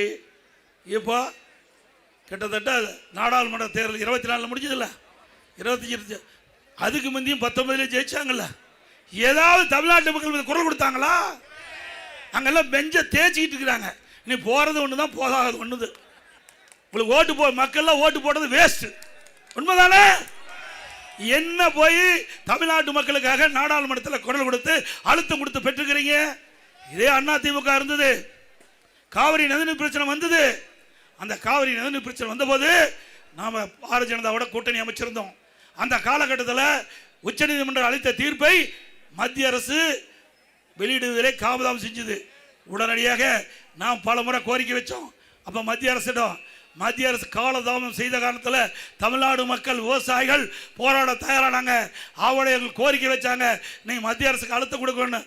உடனே மத்திய அரசுக்கு அழுத்தம் கொடுத்து 22 நாட்கள் நம்முடைய 37 நாடாளுமன்றத்தையே ஒத்தி வச்சோம். 22 நாட்கள்ங்க. இந்திய திருநாட்டுடைய சரித்திரத்தில் ஒரு கட்சி தமிழ்நாட்டு மக்களுக்காக, தமிழ்நாட்டின் உரிமைக்காக, விவசாய உரிமைக்காக 22 நாட்கள் ஓட்டு போட்ட மக்களுடைய குரலை நாடாளுமன்றத்தில் ஒழிச்சு 22 நாட்கள் நாங்கள் நாடாளுமன்றத்தை ஒத்தி வச்சோம்ல, கூட்டணியில் இருந்துகிட்டு. இன்றைய தினம் நீட்டுன்னு சொல்றீங்க. நீட்டு யார் கொண்டாந்தது? காங்கிரஸும் திமுக தான் கொண்டாந்தது. 2019 டிசம்பரில் மத்தியில் காங்கிரஸ் ஆச்சு. திமுக இருக்கிற காந்தி செல்வன் சுகாதாரத்துறை இணையமைச்சர். அப்பதான் நீட்டை கொண்டாந்தீங்க. கொண்டாந்ததும் அவர் தான், எதுக்குறதும் அவர் தான். யாரு கொண்டாந்தது, எதுக்குறதோ எப்படி பாருங்க, டபுள் கேம் ஆடுறாங்க. இதை பத்தி ஏதாவது நாடாளுமன்றத்தில் குரல் கொடுத்து ஒத்தி வச்சிருக்கீங்களா? அப்புறம் எதுக்கு நாடாளுமன்றத்தில் 39 பேர் நீங்க எதுக்கு இருக்கிறீங்க? தமிழ்நாட்டு உரிமைகளுக்காக போராட்டிங்களா? தமிழ்நாட்டுடைய திட்டங்கள் பெறுவதற்கு போராடினீங்களா? தமிழ்நாட்டுக்கு தேவையான நிதிகளை பெறுவதற்கு போராடினீங்களா? எதுவுமே இல்லை. ஆக இதையெல்லாம் ஒரு பில்டப். இன்றைக்கு இருக்க இந்த முதலமைச்சர் பில்டப் கொடுத்துட்டு வருகின்ற தேர்தலில் மக்களை ஏமாற்றி வாக்குகளை பெறுவதற்கு தந்திரமாக எடுக்கின்ற நாடகம் மக்கள் புரிந்து கொண்டார்கள் என்பதை இந்த நேரத்தில் தெரிவித்து, அதோட சட்ட ஒழுங்கு சந்தி சிரிக்குது. இங்கே கூட கோவையில் விமான நிலையத்துக்கு அருகில் ஒரு ஆண் நண்பரும் பெண்ணும் பேசிட்டு இருக்கும்போது மாணவிகள் இன்றைக்கு 2-3 பேர் அவர்களை கற்பழித்து பாலியல் சீண்டல் செய்து அவர் வழக்கெல்லாம் பதிவு பண்ணியிருக்குது. நேற்று தினம் மிஞ்சூரில் ஒரு பெண்ணை, கல்லூரியில் படிக்கின்ற பெண்ணை அத்துமீறி வீட்டுக்குள்ளே பூந்து கஞ்சா போதை ஆசாமிகள் அந்த பெண்ணை பாலியல் வன்கொடுமை செஞ்சு வெட்டி ஆஸ்பத்திரியில் இருக்குது. இப்படிப்பட்ட ஆட்சி தேவையா? இன்றைக்கு தமிழகத்தில் கஞ்சா போதைப் பொருள் விற்பனை அதிகமாக இருக்குதா இல்லையா? இன்றைக்கு நகரத்திலிருந்து கிராமம் வரை எல்லாம் கிடைக்குது. இதனால சிறுமிகள் பாதிக்கப்படுறாங்க. இந்த கஞ்சா போதை ஆசாமியால் சிறுமிகள் பாதிக்கிறாங்க, பெண்கள் பாதிக்கிறாங்க, பாட்டியம்மா கூட பாதிக்குது. இனிமே பாட்டியம்மா கூட தனியா வீட்டில் விட்டுட்டு போக முடியாது. அப்படிப்பட்ட மோசமான ஆட்சி. அந்த ஆட்சி தேவையா? ஆக சிந்திங்கள். ஆக இன்றைக்கு தமிழகத்திலே போதைப் பொருள் நிறைந்த மாநிலமாக மாறிவிட்டது. இதனால் இளைஞர்கள், மாணவர்கள் சீரழியக்கூடிய நிலை தமிழகத்தில் இருக்கிறது. நாம் பெற்றெடுத்த செல்வம் குழந்தை செல்வம், அந்த குழந்தை செல்வம் கண் எதிரே சீரழியக்கூடிய நிலை அந்த ஆட்சியில் இருக்குது. இப்படிப்பட்ட ஆட்சியை விரட்டி அடிப்பீங்களா? அண்ணா திமுக ஆட்சிக்கு வந்த உடனே 3 மாதத்தில் தமிழகத்தில் முழுமையாக அறவே கஞ்சாவை ஒழிக்கப்படும். கஞ்சா போதைப் பொருள் விற்பனை அறவாக ஒழிக்கப்படும் என்பதை இந்த நேரத்தில் தெரிவித்து, நிறைய இருக்குது. இது அண்ணா திமுக ஆட்சியில் ஒன்றுமே செய்யல அப்படின்னு திரு ஸ்டாலின் பேசினாரு. இங்கே இருக்கிற கட்டடம் நாம தான் கட்டி கொடுத்தோம். திரு ஸ்டாலின் வந்தால் வேடிக்கை பார்த்துட்டு பாரு, எதுவுமே செய்யலைங்கிறீங்கள. அப்புறம் நாம் கட்டின பாலம், யாரு அவினாசி பாலம், அதில் அப்படியே காரில் போறாரு. கட்டுனது நாங்கள் ஐயா, நாங்கள் பெற்ற பிள்ளைக்கு இவரு பேர் வைக்கிற. நாம் பெற்ற பிள்ளைக்கு பேர் வைக்கிறதுக்கு மட்டும்தான் உனக்கு தகுதி உண்டு. அதை திட்டத்தை கொண்டு வருகின்ற தகுதி உள்ள ஒரே கட்சி அதிமுக கட்சி. அதிமுக 1652 கோடியில அவனாசி அத்திக்கிடவு திட்டம் பல ஆண்டுகள் அவன் கனவு கண்ட திட்டம் நிறைவேற்றலாம். இரண்டாவது திட்டம், இரண்டாவது அத்திக்கிட அவனாசி திட்டம், அதை நாங்கள் டிபிஆர் விரிவான திட்ட அறிக்கை தயாரிக்கின்ற பணி துவங்கப்பட்டது. ஆட்சி மாற்றம் ஏற்பட்டு கைவிட்டுட்டாங்க. மீண்டும் அதிமுக ஆட்சி உடனே அத்திக்கிட அவனாசி திட்டம் இரண்டாவது திட்டத்தை நிறைவேற்றுவோம். 750 கோடியில் பில்லூர் 3வது குடிநீர் திட்டம் இந்த பகுதி மக்களுக்கு தடை இல்லாமல் பாதுகாக்கப்பட்ட நீர் அதிமுக ஆட்சியில் கிடைச்சது. 1621 கோடியில் லட்சுமி முதல் சின்னிமுனை வரை 10 கிலோமீட்டர் பாலம் அற்புதமாக கட்டி முடித்தோம். திரு ஸ்டாலின் அவர்களே, நீங்க கார்ல போனதை கூட நாங்க கட்டில பாலம் தான். மெட்ரோ ரயில் திட்டம் அதிமுக ஆட்சியில் போடப்பட்டது. 5 ஆண்டு காலமா முடக்கி கிடக்குது. அதுக்கு பில்ட்ட போட்டுக்கிட்டு இருக்காரு. மீண்டும் அதிமுக ஆட்சி வந்தா மெட்ரோ ரயில் திட்ட பணி தொடங்கும். விமான நிலைய விரிவாக்கம் அதிமுக ஆட்சியில் நிலஎடுப்பு செய்யப்பட்டது. தேவையான நடவடிக்கை எடுக்காத நிலுவையில் இருக்குது. அதிமுக ஆட்சிக்கு வந்த உடனே விமான நிலைய விரிவாக்க திட்டம் மேற்கொள்ளப்படும். 20 கோடி மதிப்பீட்டுல கோயில மத்திய அரசுடன் கொடிசியா தண்ணீர் அமைப்புடன் இணைந்த ராணுவ தளவாட பூங்கா. 1500 கோடியில் ஸ்மார்ட் சிட்டி திட்டம். இந்த கோவை மாநகர பகுதியில் 1500 கோடியில் அந்த ஸ்மார்ட் சிட்டி திட்டம். இன்றைக்கு சீர்மிகு நகரம் பல திட்டங்களை எடுத்திருக்கிறோம். இந்த கோவை மாநகரத்தில் இந்த ஸ்மார்ட் சிட்டி திட்டத்தின் மூலமாக பல திட்டங்கள் நிறைவேற்றப்பட்டிருக்குது. அதிமுக ஆட்சியில் 320 கோடியில் மேற்கு புறவழிச்சாலை, 479 கோடியில் ஆத்துப்பாலம் குடப்பாலம், 290 கோடியில் அரசு மருத்துவக் கல்லூரி மருத்துவமனை 100 விழா கட்டிடம், 253 கோடியில் ராமநாதபுரத்தில் உயர்மட்ட மேம்பாலம், 230 கோடியில் நொய்யல் ஆற்று புனரமைப்பு, 194 கோடியில் காந்திபுரம் 2 அடுக்கு மேம்பாலம், 415 கோடி மதிப்பீட்டில் ஈச்சனாரி முதல் பொள்ளாச்சி வரை 4 காங்கிரீட் சாலை, தொண்டாமுத்தூர் பொள்ளாச்சி மேட்டுப்பாளையம் புளியங்குளம் பல்லாடு பல்லடம் அவனாசி 6 இடங்களில் புதிதாக அரசு கலை மற்றும் ஒரு அறிவியல் கல்லூரி கொடுத்து ஏழை எளிய ஒடுக்கப்பட்ட நசுக்கப்பட்ட தாழ்த்தப்பட்ட கடை கோட்டிருக்கின்ற மாணவ மாணவி கூட குறைந்த கட்டணத்தில் பட்ட படிப்பு கொடுத்தது அதிமுக. பாலக்காடு மேட்டுப்பாளையம் அவனாசி மற்றும் திருச்சி ரோடு 4 வழிச்சாலை, 66 கோடியில் கவனம்பாளையத்தில், 41 கோடியில் காரமடை, 25 கோடியில் போத்தனூர், 18 கோடியில் ஈச்சனாரி ஆகிய பதில மேம்பாலம், 59 கோடியில் இருகூர் முதல் போத்தனூர் மற்றும் இருகூர் முதல் பீலமேடு நிலையில் இடையே ரயில்வே கடவின் குறுக்கே மேம்பாலம், 550 கோடியில் குறிச்சி குனிமுத்தூர் பாதாள திட்டம், 190 கோடியில் குறிச்சி குனிமுத்தூர் குடிநீர் திட்ட பணிகள், 66 கோடியில் கவுண்டம்பாளையத்தில் உயர்நீட்ட மேம்பாலம், 86 கோடியில் பெரிய நாய்க்குமலத்தில் உயர்மட்ட மேம்பாலம், 19 கோடி மதிப்பில் ஈச்சனாரி ரயில்வே மேம்பாலம், 25 கோடியில் போத்தனூர் ரயில்வே மேம்பாலம், 42 கோடியில் காரமடையில் ரயில்வே மேம்பாலம், 59 கோடியில் இருகூர் முதல் போத்தனூர் மற்றும் இருகூர் முதல் பீலமேடு நிலைகளுக்கிடையே ரயில்வே கடவு குறுக்கே மேம்பாலம், 40 கோடி மதிப்பீட்டில் ஸ்மார்ட் சிட்டி திட்டத்தில் உலகத்தரத்தில் பொழுதுபோக்கு அம்சம் உக்கடம் பெரியகுளம் குளக்கரை அற்புதமான பூங்கா அமைக்கப்பட்டது. பேரூர் மதுக்கரை கிணத்துக்கடவு சூலூர் ஆனமலை தனி தாலுக்கா உருவாக்கப்பட்டது. கோவை வடக்கு வருவாய் கோட்டமாக உருவாக்கப்பட்டது. குறிச்சி குடிமத்தூர் வடசித்தூர் இடகரை செம்மேடு ஆகிய பகுதி ஆரம்ப சுகாதார நிலையங்கள் தோற்றுவிக்கப்பட்டு காரமடை தாலியூர் கல்விராம்பாளையம் நல்லப்பட்டினம் ஆகிய ஆரம்ப சுகாதார நிலையங்கள் அமைக்கப்பட்டது. குறிச்சிக்குளம் பெரியகுளம் வாழங்குளம் முத்தன்குளம் செல்வ சிந்தாமணி குளம் குமரசாமி குளம் கிருஷ்ணமதி குளம் ஆகிய குளங்கள் சீரமைக்கப்பட்டு இத்தனையும் செஞ்சுட்டு ஸ்டாலின் பேசுறாரு ஒன்றுமே செய்யலின்னு. ஏங்க முழு பூசணிக்காக சோற்றில் மறைக்கிறாரு. விடுவோமா நாங்க? தில்லு திராணி தெம்பு இருந்தா இந்த கோவை மாநகரம் கோவை மாவட்டத்தில் என்ன திட்டத்தை திமுக ஆட்சியில் செய்த என்று சொல்ல வேணும். இதே ஸ்டாலின் அவர்களே பல முறை நாங்கள் வந்து சவால் விட்டுனேன். 2011 2021 வரை அனைத்து இந்திய அண்ணா திராவிட முன்னேற்ற கழக ஆட்சியில் போடப்பட்ட திட்டம், ஒதுக்கப்பட்ட நிதி, அதனால் மக்களுக்கு கிடைக்கப்பட்ட நன்மை நான் சொல்கிறேன். நீங்கள் 5 ஆண்டு காலம் 21 26 வரை உங்களுடைய ஆட்சியில் போடப்பட்ட திட்டம், அதனால் மக்களுக்கு என்ன நிதி கொடுத்தீங்க, எவ்வளவு நன்மை கிடைச்சிது சொல்லுங்க. நீங்களே ஒரு மேடை போடுங்க, நானே நேரடியாக எந்த இடத்துல கூப்பிட்டாலும் வரேன், பேசுறேன், மக்கள் தீர்ப்பு கொடுக்கட்டும். வெள்ளலூர் பஸ்லையும் அது அப்படியே கடப்பில் கிடக்கிறாங்க. அதிமுக ஆட்சி வந்த உடனே திட்டம் தொடங்கப்பட்டு அந்த பஸ்லையும் பிரம்மாண்டமாக அமைக்கப்படும்.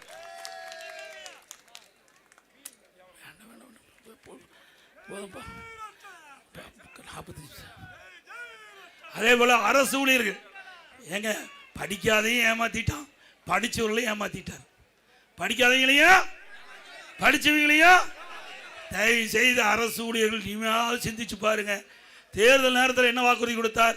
பழைய ஓய்வு திட்டத்தை நிறைவேற்ற என்று கொடுக்கப்பட்ட வாக்குறுதி. இப்போ என்ன? தமிழ்நாடு உறுதியளிக்கப்பட்ட ஓய்வு திட்டம். அப்படியே பேரை மாற்றி அறிவிச்சிட்டார். அரசு ஊழியர் சிந்திக்க வேண்டும். அதிமுகவில் 244வது நாங்கள் உறுதிமொழியில் சொல்லியிருக்கிறோம்.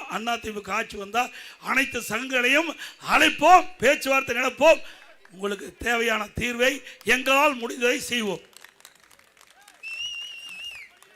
போதும். அதே போல அதிமுக ஆட்சி அமைந்தவுடனே 297 அறிவிப்புகள் நாங்கள் வெளியிட்டிருக்கிறோம். அனைத்து அறிவிப்புகள் நாங்கள் நிறைவேற்றி தருவோம். முதல்ல வரி உயர்வு, விலைவாசி உயர்வு, மக்கள் துன்பம், அதிலிருந்து விடுவிக்க வேண்டும். அதற்காக ஒவ்வொரு குடும்ப அட்டைக்கும் அதிமுக ஆட்சி அமைந்தவுடன் அவருடைய வங்கி கணக்கிலே 10,000 ரூபாய் சிறப்பு உதவித்தொகை செலுத்தப்படும். ஒவ்வொரு குடும்பத்தில் கிட்ட குடும்ப தலைவர் மீது அவருடைய வங்கி கணக்கில் மாதந்தோறும் 2,000 ரூபாய் செலுத்தப்படும். எல்லா குடும்பத்துக்கும் விலையில்லா ஃப்ரிட்ஜ் வழங்கப்படும். வேலைக்கு செல்லும் மகளிர் 5 லட்சம் பேருக்கு அம்மா இருசக்கர வாகனம் 25,000 மானியத்தில் வழங்கப்படும். எல்லா குடும்பத்துக்கும் வருடத்திற்கு 3 கேஸ் சிலிண்டர் விலையில்லாமல் வழங்கப்படும். ஒவ்வொரு ஆண்டும் தைப்பொங்கல் அன்று வழங்கப்படுகின்ற பொங்கல் தொகுப்போடு 1000 ரூபாய் வழங்கப்படும். இப்பொழுது நகர பேருந்தில் மகளிர் தான் கட்டணமெல்லாம் பயணம் செய்கிறாங்க. அதிமுக ஆட்சி அமைந்த உடனே ஆண்களும் நகர பேருந்தில் கட்டணம் இல்லாமல் பயணம் செய்யும். அதே போல நகரத்தில் நடபாதை ஓரமாக கடை வைத்திருக்கிறவர்கள் கூட்டுறவு சங்கத்தில் வாங்கிய கடன் முழுவதும் தள்ளுபடி செய்யப்படும். அதே போல நகரத்தில் நடபாதை ஓரமாக கடை வைத்திருக்கிறவர்கள் 2 லட்சம் வரை ஜாமீன் இல்லாமல் குறைந்த வட்டியில் கடன் வழங்கப்படும். மாற்றுத்திறனாளிகள் கூட்டுறவு வங்கியில் வாங்கிய கடன் முழுவதும் தள்ளுபடி செய்யப்படும். அதுபோல் ரேஷன் கடையிலே வழங்கப்படுகிற அரிசி சற்று தரக்குறைவாக இருப்பதாக என்னிடத்திலே குறிப்பிட்டிருக்கிறாங்க. அதிமுக ஆட்சி அமைந்தவுடனே நாங்கள் அரிசி ஆலை அதிபர்களெல்லாம் அழைத்து நவீன அரிசி ஆலை மூலமாக கடையில் வாங்குகிற அரிசி மாதிரி தரமான அரிசி ரேஷன் கடையில் வழங்கப்படும். இப்பொழுது விலையில்லா அரிசி தான் கொடுக்குறோம். அதிமுக ஆட்சி வந்த உடனே விலையில்லா பருப்பு கொடுக்கப்படும், விலையில்லா எண்ணெய் வழங்கப்படும். அம்மா இல்லம் திட்டம், அந்த ஜாதி மதம் கிடையாது. ஏழை என்று சொன்னால் வீடு இல்லாமல் வந்தால் அந்த ஏழைகள் அனைவருக்கும் நகரத்திலும் கிராமத்திலும் இருக்கின்ற அனைவருக்கும் அற்புதமான காங்கிரீட் வீடு கட்டி கொடுக்கப்படும். பட்டியலின மக்கள், ஆதிராவல் மக்கள், அரிஜன மக்கள், மலைவாழ் மக்கள், இந்த மக்களுக்கு அவர்கள் குடும்பத்தில் திருமணமாகி தனி குடித்தனம் போகின்ற பொழுது அவர்கள் வீடு இல்லாமல் சிரமப்படுறாங்க. எங்களுடைய கவனத்துக்கு வந்திருக்குது. அப்படி அந்த சமுதாயத்தை சேர்ந்த மக்கள் தனி குடித்தனம் போகின்ற பொழுது அரசாங்கமே சொந்தமாக நிலம் வாங்கி அற்புதமான காங்கிரீட் வீடு கட்டி கொடுக்கும். நம்முடைய முதியோருக்கு வழங்கப்படுகின்ற ஓய்வும் 2,000 ரூபாய் உயர்த்தி வழங்கப்படும். நம் பட்டம் பெற்று நம்முடைய இளைஞர்கள் வேளாண் பழுவத்தில் பதிவு செஞ்சு பணி கிடைக்காம இருந்தால் பணி கிடைக்கின்ற வரை மாதந்தோறும் 2,000 ரூபாய் உதவித்தொகை வழங்கப்படும். +2 வரை படித்தவர்களுக்கு 1000 ரூபாய் வழங்கப்படும். அதே போல நம்முடைய இஸ்லாமியர்கள், கிறிஸ்துவர்கள் மற்றும் ஏனைய சிறுபான்மை வகுப்பை சேர்ந்த மகளிர் சுய தொழில் தொடங்க வட்டிலா கடன் வழங்கப்படும். சிறுபான்மை மக்களுக்கு வட்டிலா கடன் வழங்கும். மீண்டும் அம்மா மினி கிளினிக் மூடி இருக்கிறாங்க. ஏழைகளுக்காக சிறப்பாக சிகிச்சை அளிக்கப்பட்டது அம்மா மினி கிளினிக் திட்டம். அதை மூடிட்டாங்க. மீண்டும் அதிமுக ஆட்சிக்கு வந்த உடனே அம்மா மினி கிளினிக் திட்டம் தொடங்கப்படும். அம்மா உணவகம் பல இடத்துல மூடி இருக்காங்க. தரம் குறைவா இன்னைக்கு உணவு வழங்கிட்டு இருக்காங்க. அதிமுக ஆட்சி வந்த உடனே மூடப்பட்ட அம்மா உணவகத்தை திறக்கப்படும். அம்மா உணவகம் தரமாக, ருசியாக, சுவையாக அம்மா உணவகத்தில் வழங்கப்படும். இந்த அம்மா உணவகம் எதிர்காலத்தில் முதலமைச்சருடைய நேரடி பார்வையிலே செயல்படும்.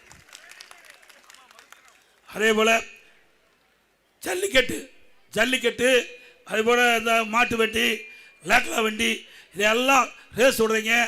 இது அரசு அனுமதி வாங்கி இந்த நடத்துவர்களுக்கெல்லாம் உதவித்தொகை 5 லட்சம் ரூபாய் வழங்கப்படும்.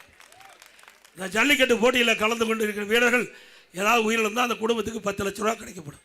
சீனியாரிட்டி படி ஆன்லைனில் தான் இந்த காளைகள்லாம் தேர்வு செஞ்சு விடுறாங்க. இனி அதை ரத்து செய்யப்பட்டு பழைய முறையை கடைபிடிக்கப்படும். அது ஆட்டோ ஓட்டுநர்கள் அந்த சங்கத்தில் பதிவு செய்யப்பட்டு புதிய ஆட்டோ வாங்கினா 75,000 ரூபா அந்த ஆட்டோ ஓட்டலுக்கு மானியம் வழங்கப்படும். அது கட்டிட தொழிலாளர்கள், அந்த கட்டிட தொழிலாளர்கள் பணி செஞ்சுட்டு இருக்கும்போது தவறி விழுந்து உயிரிழந்தால் அந்த குடும்பத்தை சேர்ந்தவர்களுக்கு 25 லட்சம் ரூபாய் நிவாரண உதவி வழங்கப்படும். கட்டிட தொழிலாளருக்கு 25 ரூபா கொடுக்கப்படும். படுகாயம் அடைந்தால் 2 லட்சம் ரூபா வழங்கப்படும். நிறைய பேசிட்டு நினைக்கிறேன், 50 நிமிஷம் பேசியாச்சு. வெயில் உங்களுக்கு மண்டையை பிளக்குது. எனக்கு அதை பற்றி கவலை இல்லை. நான் விவசாயியாக இருந்தேன். எவ்வளோ வெயிலையும் மழையும் தாங்கக்கூடிய சக்தி இருக்குது. அதனால் மீண்டும் 18ஆம் தேதி பாரத பிரதமர் கோவை மாநகரத்துக்கு வர்றாங்க. பிரம்மாண்டமாக வாங்க, அவருடைய பேச்சை கேளுங்க. இன்றைக்கு ஒரு வலிமையான பாரதம், வளமான தமிழகம், தமிழகத்தை இருக்க வேண்டும். ஆகவே நம்முடைய வெற்றி வேட்பாளருக்கு, நம்முடைய 2 வேட்பாளர்களுக்கும் இரட்டை சின்னத்திலே வாக்களிங்க. பாரதிய ஜனதா கட்சி சேர்ந்தவருக்கு தாமரை சின்னத்திலே வாக்களிக்க. ஆகவே மக்களை காப்போம், தமிழகத்தை மீட்போம். மக்களை, தமிழகத்தை, மக்களை, தமிழகத்தை, மக்களை, தமிழகத்தை. Bye bye Stalin. நான் சொல்றேன், திருப்பி சொல்லுங்க. அண்ணா திமுக ஆட்சி விண்ணி, அண்ணா திமுக ஆட்சி நல்ல ஆட்சி கம்மி, நல்ல ஆட்சி. நன்றி, வணக்கம். விவசாயி வாழ அந்த குடிமராமத்து, எங்க எடப்பாடி போல இங்க கிடைக்குமா சொத்து? பொதுவா திங்கிறாங்க ஊரையே விட்டு, எங்க மனம் ஒரு சிங்கம் நேர்மையின் விட்டு.